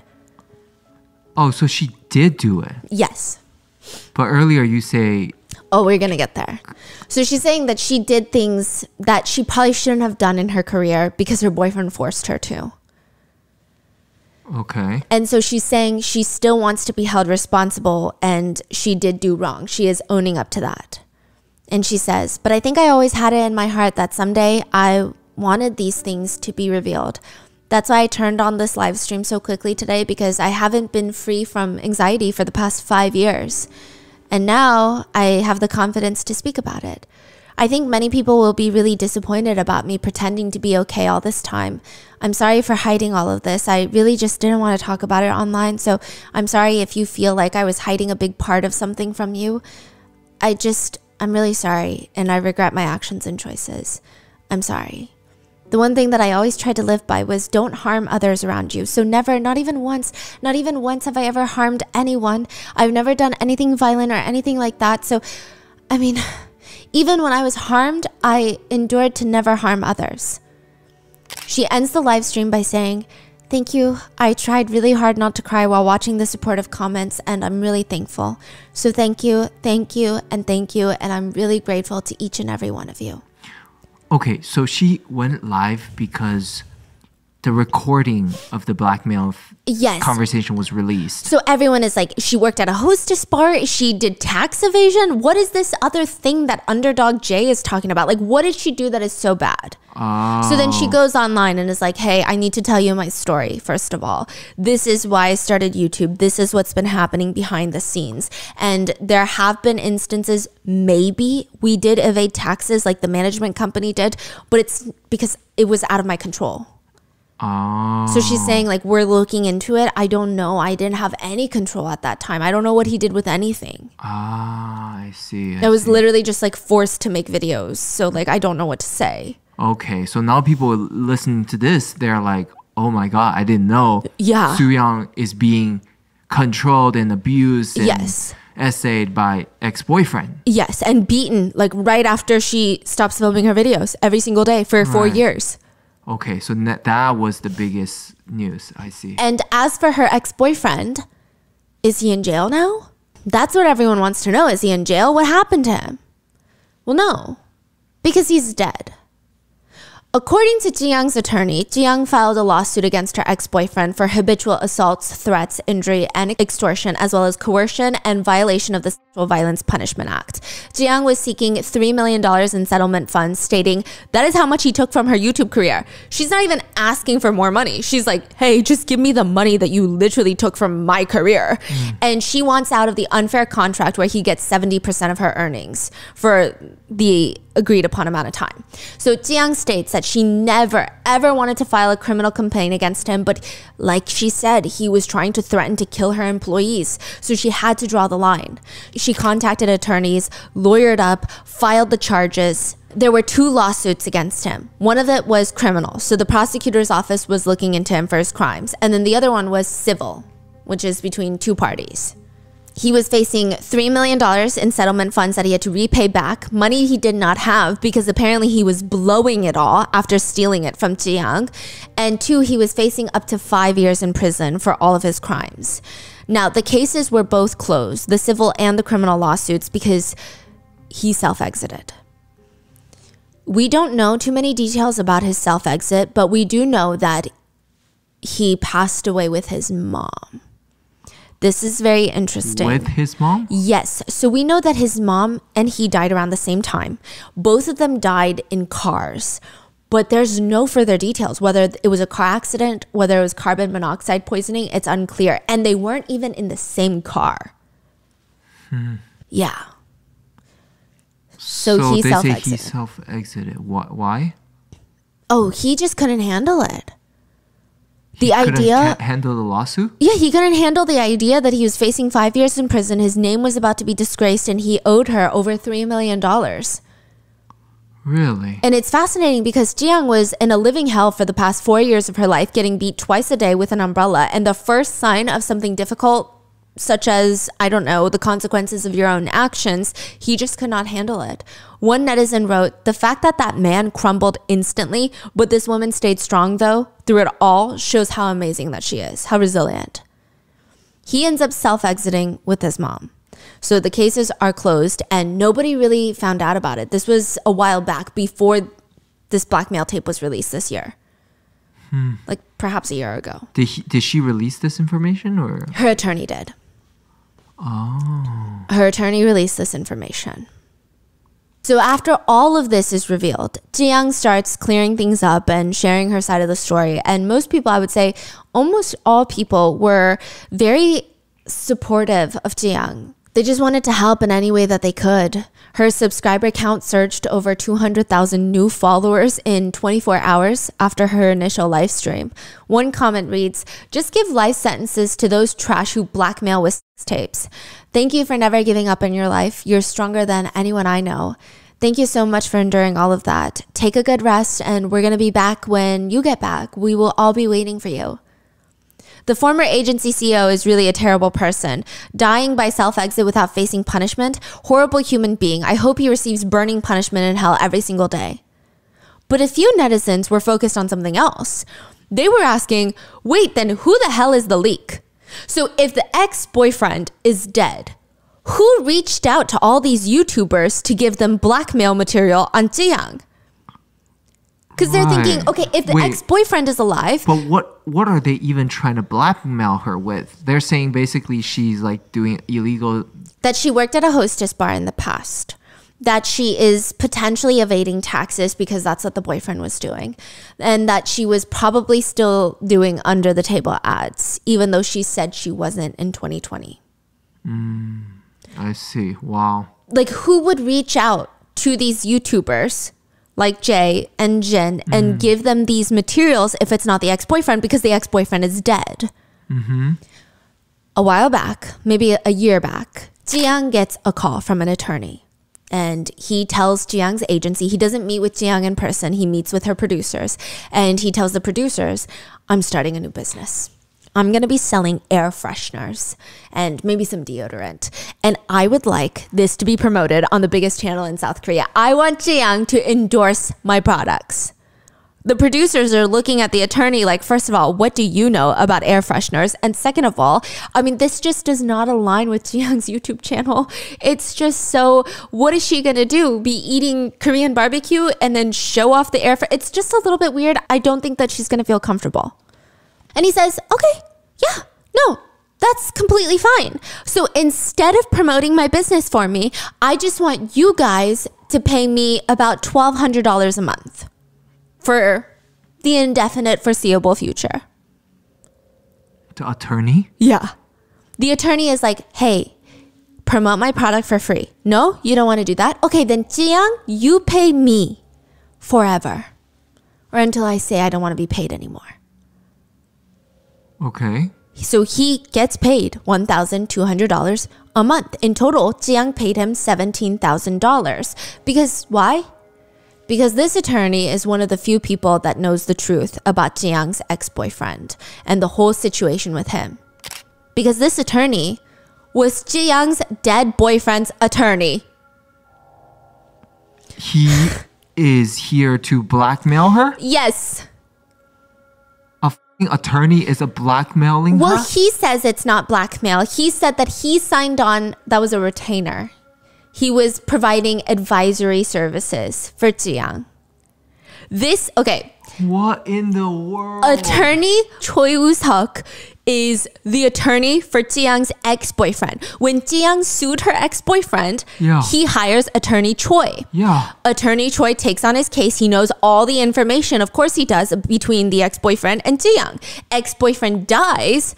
The attorney goes to Ji Young and is like, hey, my new business, promote it. I don't even know how to process the level of fucked up of this situation. Yeah. No. Number one, you are attorney. Number two, you represented a abuser and you lost the case. Your client was a fucking trash. Yeah. But you turn around, you're like, let me harass the victim even more for more money. Yes. I don't even know how to process how fucked up this is. Yes, but it's going to get even worse. Because a few months prior to him approaching Ji Young and her whole company to promote his new products, he anonymously emailed a bunch of YouTubers tips on Ji Young. Anonymous leaks. For what reason? We don't know. This is crazy. This doesn't even sound real. Every single dude in here is trying to blackmail her. Now, this is the public's perception. Of course, he's an attorney. What is he going to do? Blackmail me? Okay. So basically, this is the public's perception of what the attorney did. He goes to these YouTubers, emails these anonymous tips, because I will say that one reoccurring theme in today's case is it appears that some of these men just have a chip on their shoulder that a woman is doing better than them. Because truly for this attorney, I don't know why he would email these anonymous tips to these YouTubers, because what does he gain to benefit? He's anonymous. He's not making money. So he emails Jay, he emails Jin, and is like, hey, here's some insider news about Ji Young. And then for months, they don't do anything because they're colluding onto blackmailing her. Okay? Time passes, and the attorney is like, well, I got nothing out of that, and Ji Young is doing better than ever, and I'm starting a new business. So I'm going to ask her to promote my business. Oh, she doesn't want to promote my business? Then maybe she just pays me money in cash. Wow. So just to recap all of this, okay? Ji Young meets a guy. He forces her to make money for him at a hostess bar.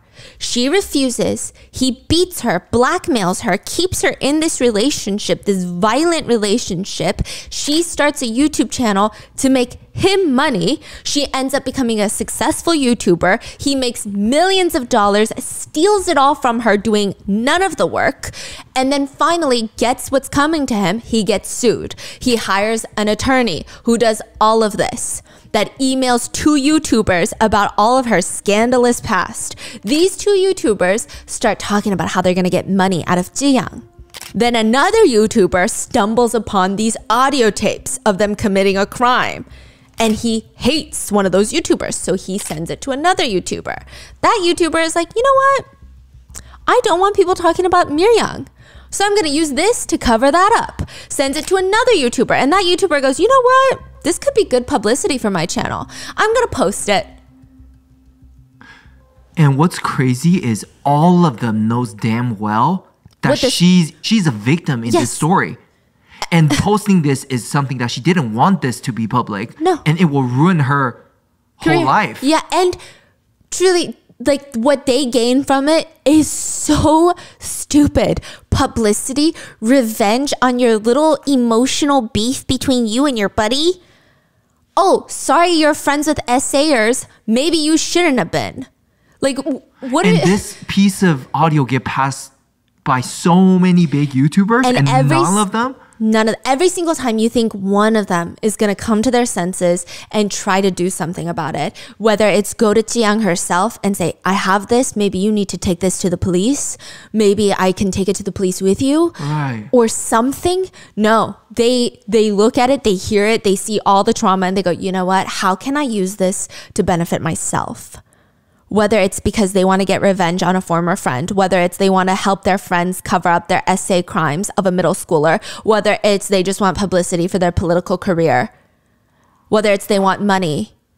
Like, a woman's life and career is a complete afterthought. She is just collateral damage in their hysterically emotional games that they're playing. The anonymous tipster, Attorney Choi, made a statement on his blog after all of this was exposed that he is the leak. He said, "Hello, this is Attorney Choi. Thinking about the Jay incident and the audio tapes makes me angry. Reporting tax evasion was a public tip-off that I made to a YouTuber, but I didn't expect it to be used to extort money from the YouTuber."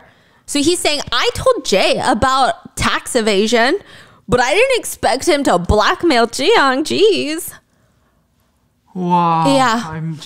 Wow. He said there are many parts that are not true to this story, but regardless of the reason, I'm sorry. I can't go into specifics, but it's frustrating that for years, events have become fixed as being true based on a few phone calls with me. I intend to live humbly. I will provide free legal consultations and support for those in legal blind spots. My office is always open, so please feel free to reach out or visit. I'll offer a warm cup of coffee and assistance to those in need. And then get blackmailed. Oh, yeah. By your attorney. Yeah. That's what anybody will get if you go to this person. Forget attorney-client privilege. Yeah, he will blackmail you for money. Yeah, and guess what, Attorney Choi? Sue us, okay? Which I don't know if he has a fan or likely he wrote this comment himself, but there's a comment under that blog post that reads, "Don't leave malicious comments here, you will be reported." The attorney responds to that comment, "I don't plan on reporting anyone. I would rather use that time to work for the public." As if he is this holier-than-thou public servant of the year. But that's not even the unhinged part. The unhinged part is that before he was outed as being the anonymous tip sender, he wrote an article about Jiyoung's case when it exploded. Right when the blackmail tapes came out, he wrote an article about it because everybody was talking about it. He wrote a legal article acting as if he had no connection to this case. He wrote, "In this instance, would a crime of defamation be established? There are two types of defamation: defamation under the Information and Communications Network Act and defamation under the Criminal Act." He's literally acting like a random attorney online that's giving their input on this mainstream media news that's unfolding. Netizens commented on this whole situation of him being involved, saying, "I feel so bad for Jiyoung. There are so many people attacking her." And to think that even a lawyer is doing it? I mean, how many people are trying to bring this girl down? Why are there so many old bastards trying to get something out of her? It's scary. Ridiculous that somebody works so hard to become an attorney and then leaks information to YouTubers. Why are there so many trash, crazy people out there? Even this attorney is crazy? Yeah, exactly. I feel nauseous thinking about her case. How many people are trying to get something out of a 20-something-year-old girl? I mean, my heart truly hurts. I applaud Jiyoung for getting the courage to speak out about it. I hope the rest of her life is filled with just good memories. It's so sad that we still live in a world where everything a woman has worked for, her career, her success, everything means nothing to anyone as long as someone thinks that they can call her a or has some sort of weakness about them. And to think that she is the most powerful YouTuber in South Korea makes this all more depressing. One of the main YouTubers who were involved in the initial phone call, the blackmail calls, Jin, he makes the first apology video. This is not the main guy, Underdog J. This is Jin. So he's like the one calling like, oh. That got like $2,000 from the blackmail. Now, it's an apology video that he starts off by basically stating more accusations and just baseless rumors against Jiyoung. He's like, by the way, I also received other tip-offs that her voice is so raspy because she throws up after every video. And it's like, what are you doing right now? And I don't think he can help himself. He says it as if he's just being so transparent and stating the facts of how everything went down. But it's so clear that he's hoping to cause more harm to Jiyoung, or he's hoping that this will be the main conversation that people will talk about. Yes. Like I think he said that because he truly believed that this will discredit her. Like this will make her seem like a liar or a fake person or whatever it is.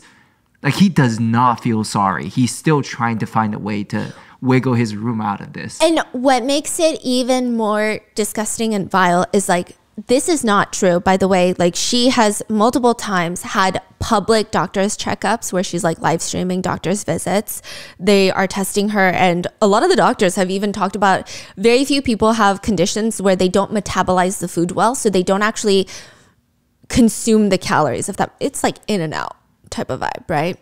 Even if this were true, which it's not, even if it were true, the fact that he thinks that the public will hate on her rather than feeling sympathy towards someone who potentially might have a condition that they are battling and struggling with is crazy. Yeah, he's trying to manipulate the audience. Yeah. What are you doing? Now, he thinks that this is going to steal all the attention away, but it's very hard to do when the rest of his video is a dumpster fire. He explains how he received a tip-off about Jiang in 2020, and he thought it was credible. It didn't really align with the content that he was producing. He was producing like, hey, this video is manipulated and staged. He wasn't really an expose social justice warrior channel talking about how YouTubers are committing tax evasion and working at hostess bars. Is this from the attorney? I'm sorry, the tip-off? Yes, it appears so. It's unclear. He states it was from a former roommate of Jiang's, but I'm not sure. Could be the attorney, could be a former roommate, but if it is a former roommate, that's even more depressing that there's just more bad people involved. Yeah. Yeah. Oh my God. Because there's also the 2 girls at the hostess bar that are forcing her to pay hush money, remember? So there's just like literally her whole life is just being nonstop blackmailed because of what? Because of a violent ex-boyfriend who blackmailed her. And then everything just starts spiraling and she becomes this target for everyone. Yeah. He said that he didn't have direct evidence. It was just an anonymous tip-off. So he really hesitated on making a video for it. He said for the next 2 to 3 years, he went through a lot. You know, he closed down his restaurant and he moved to Seoul. And while talking to people in Seoul, he just kept hearing very negative things from other YouTubers about Jiang. And he said at the time, I believe Jiang and her former boyfriend were on the same side, that they were both tax evaders and just bad people. And I would say that my financial hardships and my negative perception of Jiang and my assumption that other YouTubers like Jay had taken and extorted money from other people, it made me think, is it really that bad to take money from a bad person? This guy is out of this world delusional. He said that he would hang out with the Wrecker Union, the YouTubers, and they would always joke about how they need to stop, quote, eating money from all the people that they're extorting as a joke. And that like, hee, we're going to go to hell if we keep extorting people. Hee, so funny. And he said he would always go home after these dinners and think to himself, wow, these people just make money so easily. And here I am. Like, what am I doing with my life? It's so hard for me to make money. And he thinks that people's going to understand him and feel bad for him. Precisely. It gets worse. He said, I started thinking to myself, it's not that bad since she's already a bad person, right? He goes on to state, guys, this is not a pity party. I'm not sharing all this information to like cater to emotions, but one time I went to a wedding, my friend's wedding, and this friend of mine was a very, very close friend who would help me through all the hardest times in my life. And in Korea, you give 축의금, which is straight up cash. Instead of giving gifts, usually you give up cash in an envelope. You walk into the wedding and there's a person with a table and a stand and they have this little list, like a guest booklet. And you write your name down and you write the amount that you're giving to the couple. And I didn't have enough money to give money to my best friend during his wedding. And I even got this text message from him. And he puts a text message on the screen.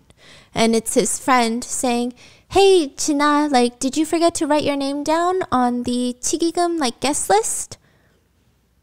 Basically saying I was too embarrassed and I was in so much pain that I couldn't even give money to my best friend for his wedding.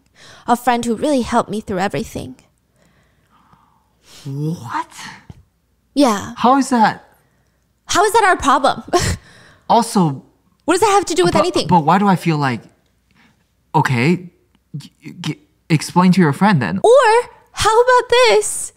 Get a job. Like, you don't have to be a YouTuber. Exactly. Get a regular job. Yeah, like, I don't know. It just seems much shadier than... Yeah. If this is your best friend. He says, look, I'm not trying to give you guys a pity party with these stories. I only want to share my full story with you. This was the situation I was in at the time. which is just as goofy gets. He continues, I succumbed to the temptation and I contacted Jay. While I was talking to him, I was thinking about arranging a meeting with Jiyoung's agency, but Jay told me that he was going to handle it. So I never actually met up with the agency. Eventually, I did receive extortion money, about $2,200. This was the first and last time I received money with ill intentions during my time on YouTube. He also tries to use the fact that he got such little money as a point that he's a good person. He said, at the time, my only thought was, I guess I'm not getting a lot of money because she's already being extorted by so many people. He continues, because it was his very first time blackmailing someone, he's a good person. See, it's his very first time. He wasn't even really sure how much to receive, like how much you would even ask for. So he just like took $2,200 thinking, okay, I guess that's what the market is. Which is just, I'm smiling because this is almost he's doing our job. He's like Dumb and Dumber. Like he's like a criminal, but like so dumb and yeah, like I'm smiling because it would have been really annoying if he was so smart that he was actually able to use his evilness to convince people that he was somehow not this bad person, right? But he's just so dumb that he's sitting here digging his own grave. Yeah. It's crazy. It's crazy. He genuinely thinks stupidity and that it's his first time doing something is something to be proud of. He argued, if I had felt good about what I did, I would have just continued blackmailing other YouTubers for money. But instead, I didn't do that. I tried to create different types of videos that you guys might like. Like I put a lot of energy and effort into pivoting my content because he's basically saying he's struggling to make money on YouTube. And instead of blackmailing more YouTubers on top of Jiyoung, he was like, I didn't really feel good about blackmailing her. So I just as you can see, I focused on pivoting my content. As you can see, huh? Yeah, he continues, I did not fully recognize that she was a victim that suffered for a very long time. Okay, so this point is fascinating. In the blackmail calls, they talk about how Jiyoung's ex is accused and charged with domestic violence, basically. So clearly they know that she is a victim in some capacity. And they also talk about if I asked for more, she might have gotten beat up. See, that's the thing. It doesn't matter. It doesn't. He still don't realize, it doesn't matter who they are. You don't blackmail people. That's crime. You go to jail. Yeah. So why are you keep talking about all the bullshit? Just own up to your mistake. He won't. Yeah. He refuses. He's like, oh, this... And he states, I wrote it off. I wrote all of those conversations off of, it probably wasn't that bad. Like most couples, they get into these passionate fights. Like maybe I just thought that's what's going on. What's going on? Passionate fight? He's saying, I didn't think that Jiyoung's boyfriend was actually abusive. I thought that they just would get into passionate fights. What are you saying? I deeply regret not resisting that one moment of temptation and making a wrong choice. I am learning firsthand that committing bad deeds comes with significant consequences. Now, this next part of the apology needs to be studied by the American Psychiatric Association and placed into the DMC-6 or something because I don't even know how to describe it. He says, but regardless of the situation, the fact that so many people are supporting and rooting for Jiyoung now is such a relief to me. I know it really isn't my place, but I hope that Jiyoung will continue with her success and not be burned by others and will be happy. He said in light of the situation, he does try to look for the silver lining of things and he gets to defriend all the cyber wreckers. He didn't really want to be friends with them anyway, so this is a good way for him to not be friends with them anymore. He also had this image on YouTube, he said, that made him uncomfortable. People thought he was kind of this moral guy, good guy. And it was a lot of burden for him, and now that reputation is gone, so... And he was also trying so hard to hide his financial wreck status from everybody. But now that's out in the open as well. Wait, I'm so sorry. He said people thought I was a good guy, and that's burdensome to him. Yeah. To live up to this standard. Wow, you must be a really shitty guy to be burdened that people thought you were a decent guy. Yeah. That is a crazy statement to be made. And the fact that he's like, I can't believe people think I'm a good guy. I'm evil. So the fact that I was stressed, now that everybody know that I'm evil, I feel relieved because I am evil. Now that you pointed out that way, yeah. That is crazy statement. And the fact that he's I was trying so hard to hide the fact that I was broke from everyone. And now that that's out in the open too, it does feel better. He's like, it does feel like a weight has been lifted off of me. He also states that the video was uploaded a little later than he wanted because for the past few days, since all of this news broke, all he's been doing is sleeping. He said, it's not because I was talking to Jay and Caracula and trying to figure out how to get our story straight or trying to figure out the best way to play this. It's truly because every day for the past 3 days, all I did was avoid reality. I slept all day. I ate just 1 meal a day. The just eating 1 meal a day, he also says it like everyone is going to fall to their knees and start babying him in the comments. The way he says it is very like hunky, like 1 meal. Netizens naturally wanted to light his apology on fire. It feels very much like he's trying to justify his actions because he believes other people are so much worse than me. So I'm okay. Because remember, this is the guy that runs the YouTube channel figuring out which videos are staged or manipulated. It's called Chujak. And one netizen commented, why couldn't you detect the Chujak of Jay receiving $39,000 and burning your life for just $2,000, bro? LOL. Jay received $40,000 basically, okay? But lied about receiving $7,000 and gave you like $2,200, LOL. Another comment reads, I don't know at all that you're struggling financially. Like, I don't care. Why are you explaining it in such detail? Wedding gift money? Ha ha ha ha ha. What do you want me to do about it? Why are you selling your feelings? Ha ha. Another one reads, so what he did throughout this whole video was 1, I didn't know. 2, I didn't have money. 3, it's my first time, okay? 4, I'm being treated unfairly. 5, I'm having a hard time. I only ate 1 meal. 6, I'm not that bad of a person. Yeah, that's basically what he said. Yeah. Another netizen comment just reads, honestly, he just seems like the biggest idiot out of the 3. Yeah, that too, yes. Now, Jay, Underdog Jay, goes on to address the situation through a video as well. If he were to sit there and tell you on camera that he sprouted a second nose on his forehead, I believe that would hold more truth than the video that he actually posted. The whole thing smells like bullshit. I think there is a fine line between confidence and pure delusion. I think Jay has never even seen that line because he is so far deep in Delulu land. He is sitting with confidence in front of the camera and with his full chest, he explains, this is not a case of Jiyoung being blackmailed by me and by YouTuber Jin. This is a case of 2 scam artists, YouTuber AK and YouTuber Pan. The first 2 that received the blackmail footage. So AK gets it from Jay's phone and gives it to Pan. See, all of them are pointing finger at someone else. Yeah. And saying that, no, they are the messed up one. First, AK, the YouTuber, former friend of his, took his phone and illegally obtained a copy of the audio. Second, Pan, the YouTuber allegedly using his story to cover up for his alleged SAR friends involved in the Miryang 44 case. This is them, okay? Speaking of, the title of this video is I will report AK and Pan for their second assault incident against Jiyoung. It's not an apology. It's a video about AK and Pan. He says, this is truly about how they victimized Jiyoung a second time. This is not about him. This is how they illegally obtained recordings to expose private matters, to open Jiyoung's wounds, just to what? Explain themselves, feel better about themselves, get revenge, to cover up for Miryang 44. He states, I indeed did in fact receive money from Jiyoung. However, I did it. I received the money to give it to other YouTubers who are blackmailing her. I am the middle man.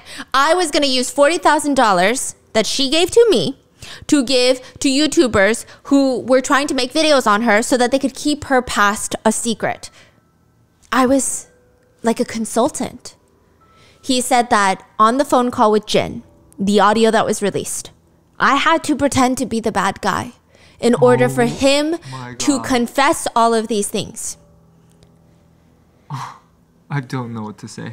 Wow. I had to guide them into believing that this was all they could get and that I was on their side. Okay?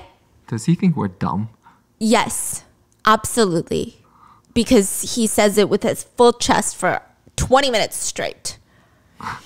I just wanted them to leave her alone, and once they get their hush money, they'd be gone. I just needed to act like one of the bad guys. I acted like a double agent. That's what I was doing. I got money from Jiyoung, not because I was blackmailing her, but because I was a double agent. he said if he needs to apologize right now in this situation, what he did wrong is he failed to protect Jiyoung's right to keep her pains hidden. That's what he said he did wrong. He couldn't protect her forgotten rights. I mean, you have to give it to him. He is fully committed to his stupidity. He is married to this dumb story. This is his story and he's not backing down. He said he received an anonymous tip about Jiyoung's past. We now know that anonymous tip to be the ex-boyfriend's attorney, but he received it. And he said that he would normally ignore stuff like this, but it seemed credible. And the anonymous tipster was able to provide incredibly specific details, claiming that Jiyoung was forging documents, accusing her ex-boyfriend falsely of domestic violence, bullying small businesses, used to work at a hostess bar, doing all these things that go against her image of being this nice girl online. Which, I mean, you would expect him to immediately, as a cyber wrecker, make an expose video on Jiyoung, right? Well, he said it was odd. The way that the anonymous tip was written was almost like a step-by-step manual on how to film a YouTube video. It was basically like step one, this is what it was just so organized, so neatly. You know what that made me think of? I thought the attorney shared that information because it's almost like, hey, you make YouTube video on these people. Let me give you this information and you maybe can pay me money or whatever as an exchange, right?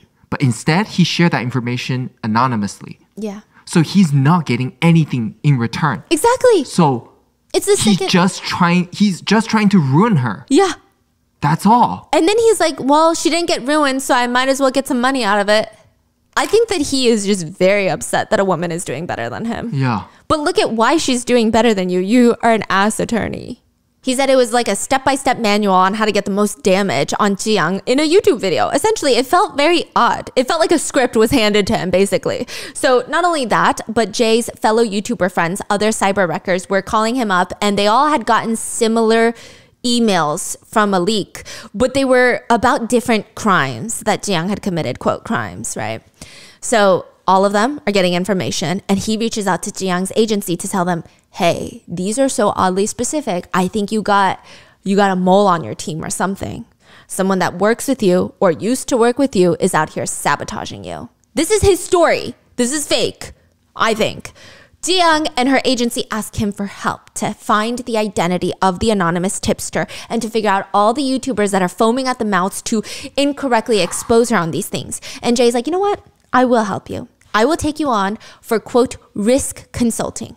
So he takes $40,000 for his risk consulting services. That's what he says, but it's very much likely it was just blackmail because they did need a contract and they can't write blackmail on the contract. Yeah. So they wrote risk consulting. For $40,000. What are you talking about right now? Yeah. And he starts reaching out to all the YouTubers that received anonymous tips to see what they were going to do with the information. And he said, the controversial recording that YouTuber Jin happened while I was building rapport with these YouTubers who had negative feelings towards Jiyoung to obtain all of this information. All the information I gathered was handed right over to Jiyoung's agency. At the time, I foolishly thought that paying YouTubers was the only way to stop them from exposing Jiyoung and making videos. I even used my own money to pay. I paid some of these YouTubers with my own money. And then when I didn't have any more money, that's when I reached out to Jiyoung and they gave me money, $40,000 to pay. Wow. He's still trying to be a hero, huh? Yeah, and he said, I just feel bad because I haven't been able to perform that task properly, obviously. So therefore, I will return the full amount to Jiyoung as soon as possible. He states, I'm sorry for not being able to protect Jiyoung's right for this incident to be forgotten.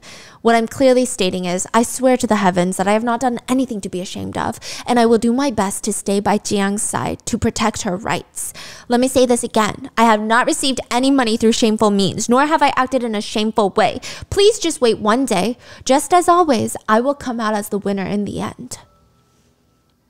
Which is his version of events. It's a bizarre hero complex trope at best. At worst, it's fully re-victimizing Jiyoung and spreading lies to clear his name so that he can continue making dirty money. And netizens were confused on how someone could be so confident stating such a bold-faced lie.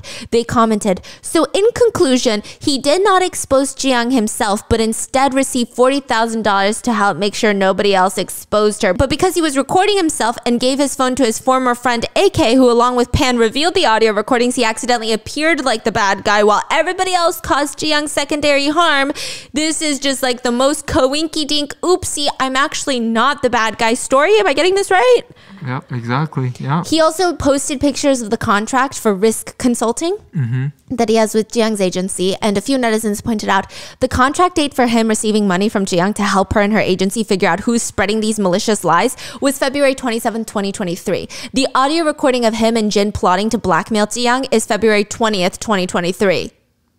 Wait, say that one more time. He signed the contract with Jiyoung's agency 7 days after the blackmail audio tape.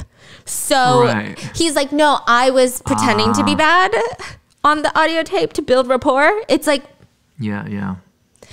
So he's already working for Jiyoung before he's working for Jiyoung?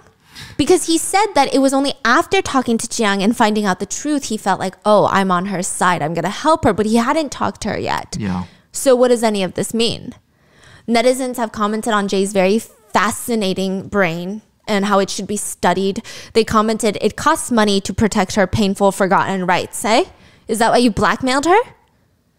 I guess it costs $40,000 to protect someone's rights now. Another netizen pointed out, it seems like he's playing both sides. Maybe he initially made it seem like he was the good guy to Jiyoung's people till they found out that he wasn't, which is honestly worse.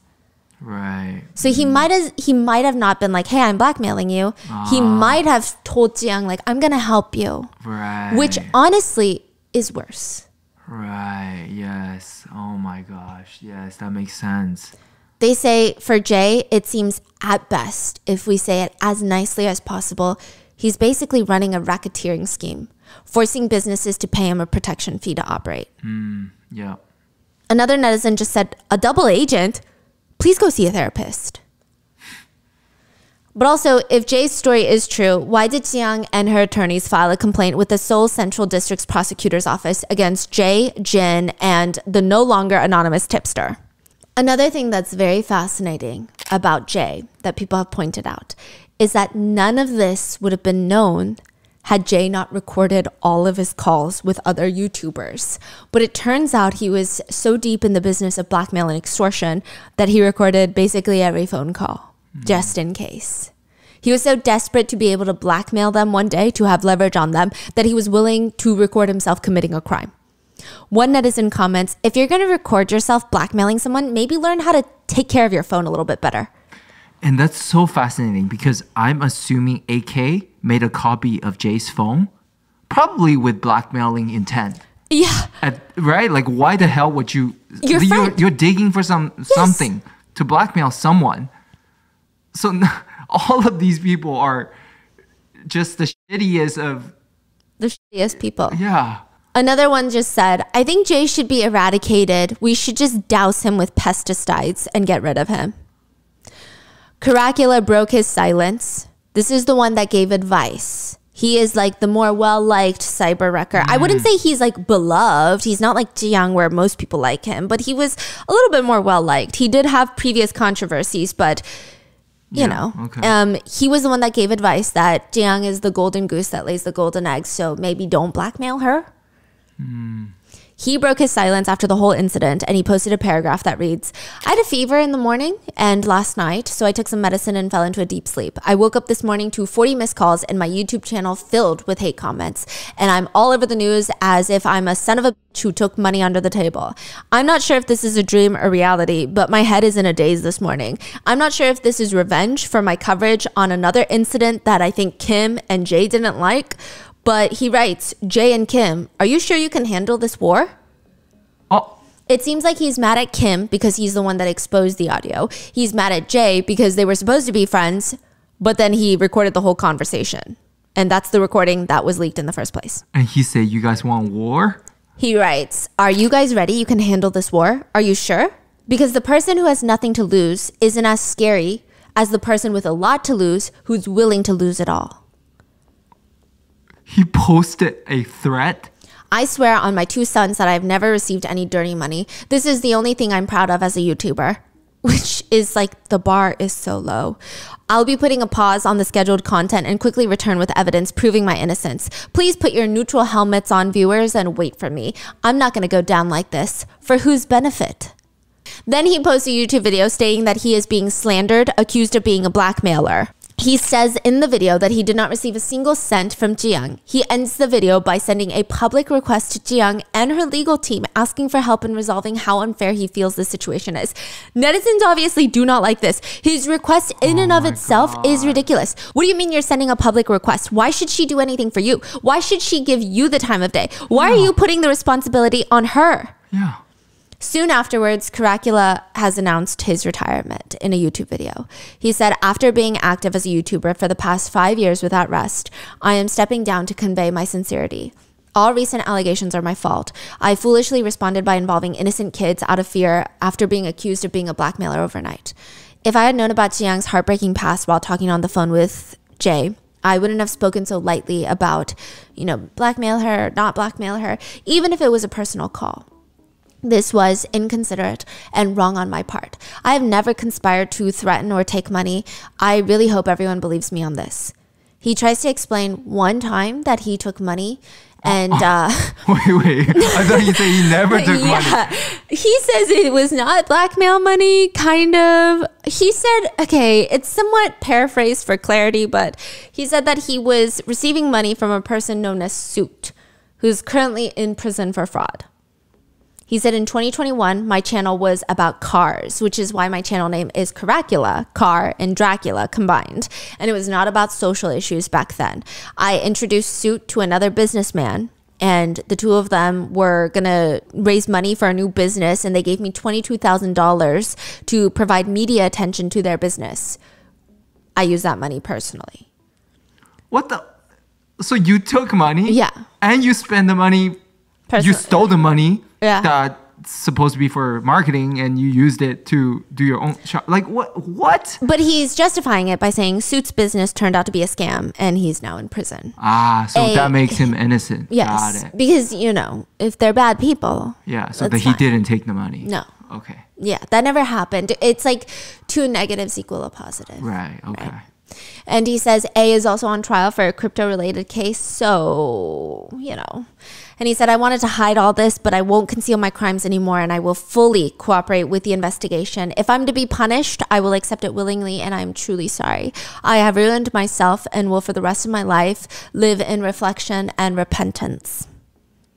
The prosecutor's office came out with a statement that they will start actively reclaiming revenue earned by YouTubers through spreading fake information or malicious content. YouTube has also demonetized most of their channels. Caracula, Jin, and Jay's YouTube channels demonetized. Wow. So that means YouTube has officially got involved. Yes, because it goes against their partner program policies.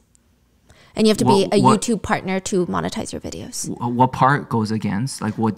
Is it blackmail goes against the policy? It's like the crime and extortions. So after he got demonetized, he say, I retire. Yeah, a lot of them just retired after they got demonetized. Right, okay. It's not you. Okay, you got fired. Yeah. Okay. Yeah.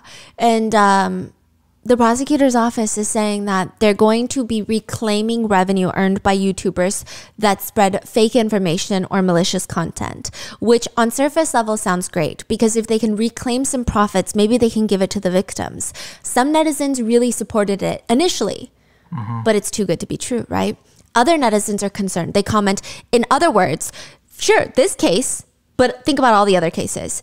In other words, all channels the prosecutors find offensive will be considered criminal channels and they can claim profits from them. So they have control. Yes. And another comment said, there's so much room for this to be abused. If the prosecutions can claim profit as proceeds of crime for defamation, it means they can pressure the political channels that criticize the government or their work. Yep. Another comment reads, so they want to bully YouTubers who talk shit about them, and they're using this case as the excuse and the example. So it's getting very messy. The Bar Association is investigating attorney Choi, the one that leaked the information to the YouTubers. Some people say that he might not actually get in any trouble because technically there is no attorney-client privilege since A, the client is dead. Additionally, he did not leak any information that I guess is unfavorable to the dead client. And Ji-young was never his client. He also signed the contract with Ji-young to be her advisor after he already leaked the information to YouTubers. Which is morally even more disgusting, but legally it could help him, is what a lot of netizens are concerned about. And this just feels like a case of a bunch of men feeling like they could take a piece of Ji-young. That they're all just trying to exploit her weaknesses, her victimization to further victimize her. Like they look at this successful woman who has already been victimized to hell and back, and they think, how can I get something out of her next? Exactly. One netizen sums it up pretty well, and they say, so Ji-young was simply in the middle of a fight amongst nasty ass men. And yeah, I will say this case made me lose a lot of hope in men, except remember Chan PD, the YouTuber who in 2020 was talking about all the under the table ads?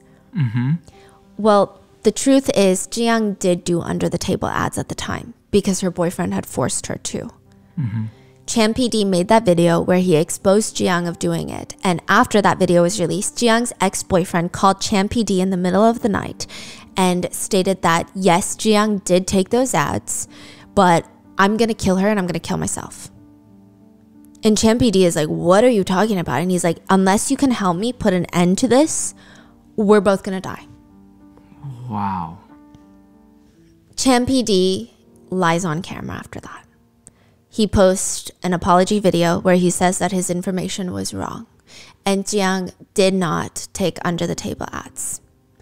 He goes on a live stream with Ji-young, and even though he wasn't wrong, it didn't matter to him because Ji-young's life was in danger. I don't think that he knew that the ex was abusing Ji-young to that extent, but clearly he's a very scary person if he's threatening to, you know, self-exit with her.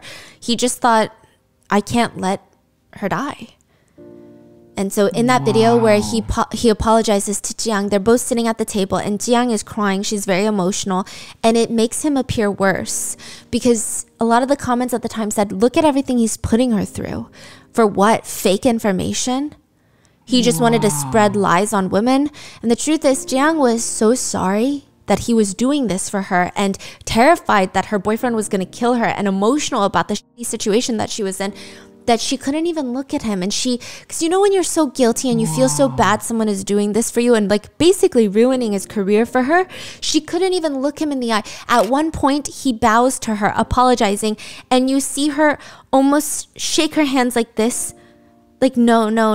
Like, don't bow to me. Yeah, like, don't bow to me. Like, no, you didn't do anything wrong. But she can't say anything because her ex is threatening to kill her. He continues to apologize, and during that time, he received over 80,000 malicious hate comments, and he was physically assaulted. A viewer threw a rock at him on the street because they hate him. He was just the most disgraced YouTuber for a long period. He never said anything. No.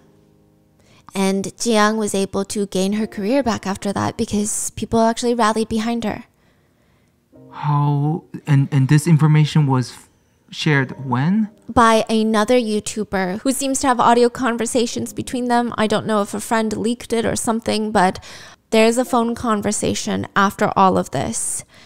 And it's Chan PD talking to Ji-young, and he basically says, it's okay because I was able to save someone. And I'm a business person, so even if I don't do YouTube anymore, I will make a living doing something else. And Ji-young is profusely apologizing to him, and he just tells her, you don't have to worry about me. How's your health?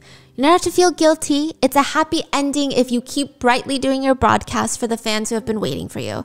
I'm much older than you, and I have a lot more experience in society, and I can endure it. I hope you stay healthy and you spread your positive energy to others.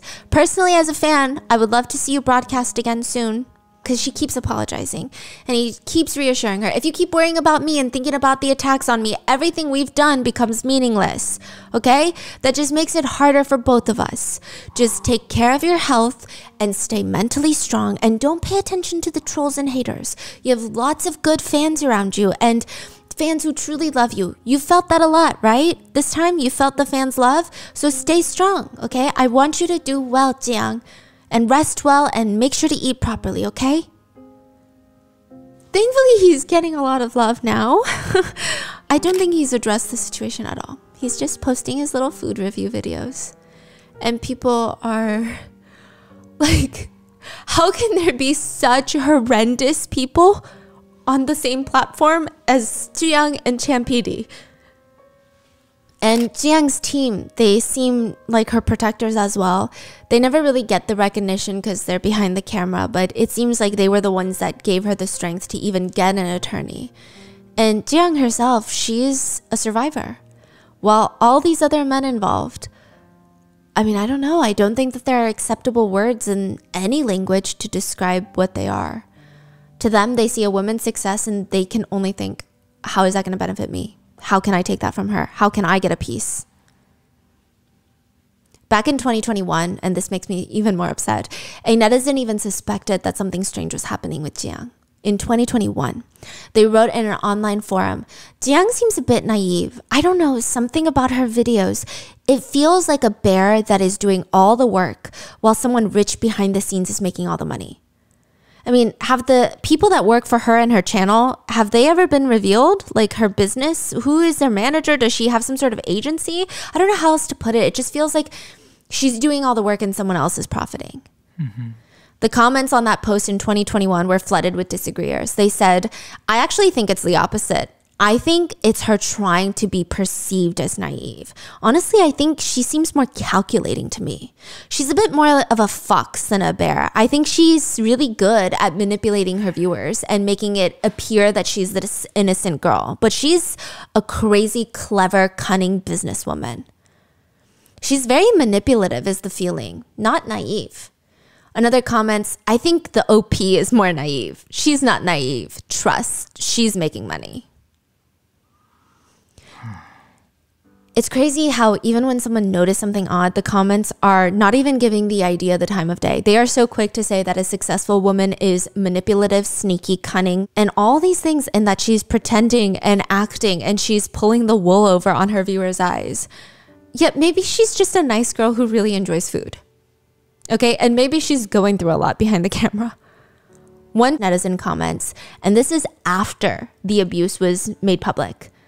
Jiyoung got involved with the manager of a hostess bar while working there, LOL. That's why she's willing to pay and cover everything up with money until this incident broke out. Jiyoung, stop trying to cover up your establishment work history with all of this. What forced work are you talking about? Another comment, let's be real, Jiyoung met her boyfriend while working at the room salon, LOL. You're saying the ex-boyfriend forced her to work? Don't make up stories now just because he's dead. Another comment reads, honestly, this whole situation can be summed up like this. Jiyoung comes from a room salon background. She endures violence because she loves a guy and even tolerates being secretly filmed in sexual situations without pressing charges. She and the others are all birds of a feather. Another comment reads, what's so great about Jiyoung that she's allowed to destroy so many people around her? She should have behaved better from the start and none of this would have happened. Another comment reads, I find everyone hard to believe. Jay because of his past controversial behavior, but even Jiyoung. I wonder if we can truly trust her just because what? A few tears and a few pieces of evidence? Another one reads, if you look at this closely, Jiyoung was blackmailed about her past, but instead of reporting it, she gave money. It's clear there's probably something bigger she wants covered up. Aww. Her ex self-exited, so if Jiyoung says she's the victim, then the story is she's the victim. To me, they all just seem like the same kind of people. One comment from Jiyoung's video reads, from now on, we ban your I'm sorry. Those who should apologize are walking around with their heads held high. And why is the victim apologizing? Let's stop doing that. So I would say that most people are supporting Jiyoung and they're rallying around her. And we don't know if she's going to come back soon or later with her regular content, but I hope she is doing well. And that is the very complicated case of Jiyoung. I did see some coverage of the case in English, and I do think that the biggest element of the case, obviously, is Jiyoung's story and her abuse.